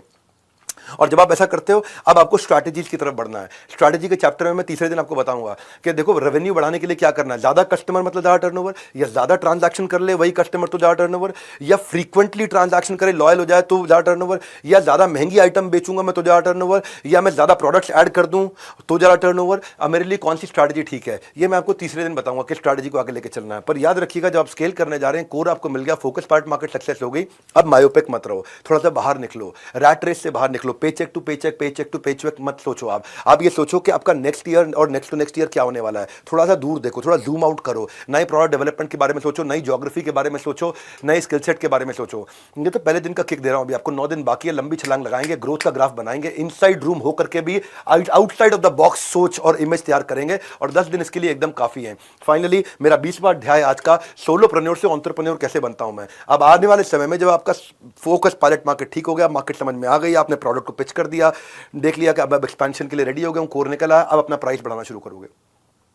अब आप हाई टियर क्लाइंट को पास जाओगे, अब आप सिलेक्टिव हो जाओगे, ये काम लूंगा ये नहीं लूंगा। अब आप काम को सब कॉन्ट्रैक्ट भी करना शुरू करोगे, अब आप पैसिव इनकम स्ट्रीम्स बिल्ड करोगे। जिंदगी में वो बन सकता है बड़ा जो कि पहले से ही है तैयार खड़ा। इसीलिए जो पहला अध्याय था आज का बड़ा इंपॉर्टेंट था कि भाई मैं कब समझूंगा कि अब मेरा बिजनेस खड़े होने के लिए तैयार हो रहा है, जब कि मैं अब जोग्राफिकल एक्सपेंशन करूंगा। अब जब मैं एक्सपैंड करने जा रहा हूं तो मुझे क्या सोचना है, किन चीज़ों का ध्यान रखना है। मुझे ये देखना है कि मैं जिस मार्केट में जा रहा हूं वहाँ रिसोर्सेज हैं कि नहीं है, वहाँ रॉ मटेरियल मिल रहा है कि नहीं मिल रहा, वहाँ मैन पावर मिल रही है कि नहीं मिल रही। जहाँ मैं जा रहा हूँ क्या वहाँ मैं कंसोर्शियम बना सकता हूँ, किसी के साथ पार्टनरशिप कर सकता हूँ क्योंकि नया रीजन है। जहाँ मैं जा रहा हूँ क्या मैं वहाँ कहीं से बाजार से विदेश से कोई टेक्नोलॉजी ट्रांसफर अग्रीमेंट लेके आ सकता हूँ कि भाई टेक्नोलॉजी आपकी यहाँ यूज़ कर लूँगा, उसको किराया आपको दे दूंगा। हाँ, क्या मैं जब मैं जा रहा हूँ बाहर, क्या मेरी होम मार्केट सैचुरेट हो गई है, क्यों जा रहा हूँ मैं, अभी पहले ये मार्केट तो पूरी खाई नहीं, बस ही भागे जा रहा हूँ, मेरे को स्केल करना है। ये चीज़ें सोचने की हैं जो मैं बता रहा हूँ, बहुत वैल्यूएबल चीज़ें दे रहा हूँ आपको। ये एक एक सवाल में एक एक सवाल आपकी ज़िंदगी बदल सकता है। मैनुअल को इस्तेमाल करना है आपको। जहाँ मैं जा रहा हूँ वहाँ पॉलिटिकल फैक्टर्स कैसे हैं, इकोनॉमिक लीगल फैक्टर्स कैसे हैं। जहाँ मैं जा रहा हूँ मुझे वर्किंग कैपिटल कितनी वहाँ रिक्वायरमेंट होगी, उसका बजट बना के जाऊँगा। जहाँ जा रहा हूँ वहाँ क्या मैं लोकलाइज माल बना सकता हूँ वहाँ का, क्योंकि लोकलाइजेशन इज ग्लोबलाइजेशन, उधर का लोकल माल बना सकता हूँ मैं। जहाँ मैं जा रहा हूँ क्या मैं वहाँ किसी छोटी कंपनी को जो अच्छा नहीं कर पा रही उसको खरीद लूँ और उसके माध्यम से वहाँ आगे बढ़ जाऊँ। इनऑर्गेनिक स्ट्रैटेजीज को एक्विजिशन बोलते हैं। क्या मैं जहाँ जा रहा हूँ वहाँ मेरे को डिस्ट्रीब्यूशन नेटवर्क, सुपर स्टॉकेस्ट और सीएनएफ मिल सकता है जिसके द्वारा मैं वहाँ डिस्ट्रीब्यूट कर सकूँ। भाई लोगों जब भी घूमने फिरने जाते हैं ना, कि यार मैं यूएस घूमने जा रहा हूँ, दुबई जा रहा हूँ, या मैं ऑस्ट्रेलिया जा रहा हूँ, यूरोप जा रहा हूँ, स्विट्जरलैंड जा रहा हूँ, अकेले जाने में वो मज़ा नहीं है। जब आप परिवार के साथ जाते हैं, पूरी टीम्स के साथ जाते हैं, तब आता असली आनंद, वो एक्सपीरियंस होता है। तो सोलोप्रेन्योर से एंटरप्रेन्योर बन के आगे जाना जीवन में। डायनामिक्स और डायमेंशन दोनों बदल जाते हैं, और इसके लिए आपको जरूरत पड़ेंगे फ्रेमवर्क। इस फ्रेमवर्क के बारे में आने वाले दिनों में बताऊंगा। मेरे बीबी इम्पैक्ट के बारे में 52 पावरफुल फ्रेमवर्क दिए हैं, जो मेरा नेक्स्ट प्रोडक्ट हमने लॉन्च किया है, जो मेरे लीडरशिप फनल के फ्रेमवर्क्स हैं, इंप्लीमेंटेबल आउटकम ओरिएंटेड है। और जो आने वाले मेरे दिन है, जो मेरा अभी मार्केट रिसर्च और प्रोडक्ट डेवलपमेंट का है, उसमें मैं कल बताऊंगा कि प्रोडक्ट की तैयारी कैसे की जाती है। अब एक एक टॉपिक को लूंगा। अभी सोलोप्रेन्योर से एंटरप्रेन्योर की जर्नी ली है, how to start a startup. अब एक एक टॉपिक लेते जाएंगे कि अब आप जो प्रोडक्ट तैयार करोगे तो उसकी डिटेल में जाऊंगा मैं, कैसे कंज्यूमर बिहेवियर कैसे है, थिंकिंग फ्रेमवर्क क्या होते हैं, लिटमस टेस्ट क्या होता है, बेट एंड हुक मॉडल क्या होता है, मार्केट रिसर्च कैसे करेंगे। जब स्ट्रैटेजी के दिन आऊंगा तीसरे दिन, तो वहां leadership in pipeline, score board, issue based strategy, scenario analysis, competitive collaborative strategy. इतना बढ़िया कंटेंट हिंदी भाषा में एग्जांपल्स के साथ में नहीं मिलता। ये पहला दिन था, पहला अध्याय, पहला एपिसोड। बस जो मेरे साथ 10 दिन का बिंज वॉच कर जाएगा, बिंज वॉच करते हो ना, बिंज वॉच कर जाएगा, बिजनेस के बॉक्स ऑफिस पे ब्लॉकबस्टर हो जाएगा। ना कैश, ना चेक, ना यूपीआई। मैंने बस आपका टाइम मांगा है, मुझे और कुछ नहीं चाहिए। कंसिस्टेंसी आपकी कॉस्ट है। कंसिस्टेंट रहना 10 के 10 दिन, और एग्जाम जरूर देते रहना। अभी के अभी एग्जाम दे दोगे तो अभी आपको फ्रेश है, याद रहेगा, नोट्स बना ले जाऊंगा। और डिसिप्लिन आपकी मेरे को फीस है, डिसिप्लिन की फीस चाहिए मुझे। लर्निंग का ये डोज जब लोगे आप हर रोज, तो आप अपने आप आगे बढ़ते चले जाओगे। हमारे साथ जुड़े रहने के लिए, इस MBA 10 डे MBA को ज्वाइन करने के लिए आप सबका हृदय की गहराई से प्रेम पूर्वक बहुत बहुत धन्यवाद।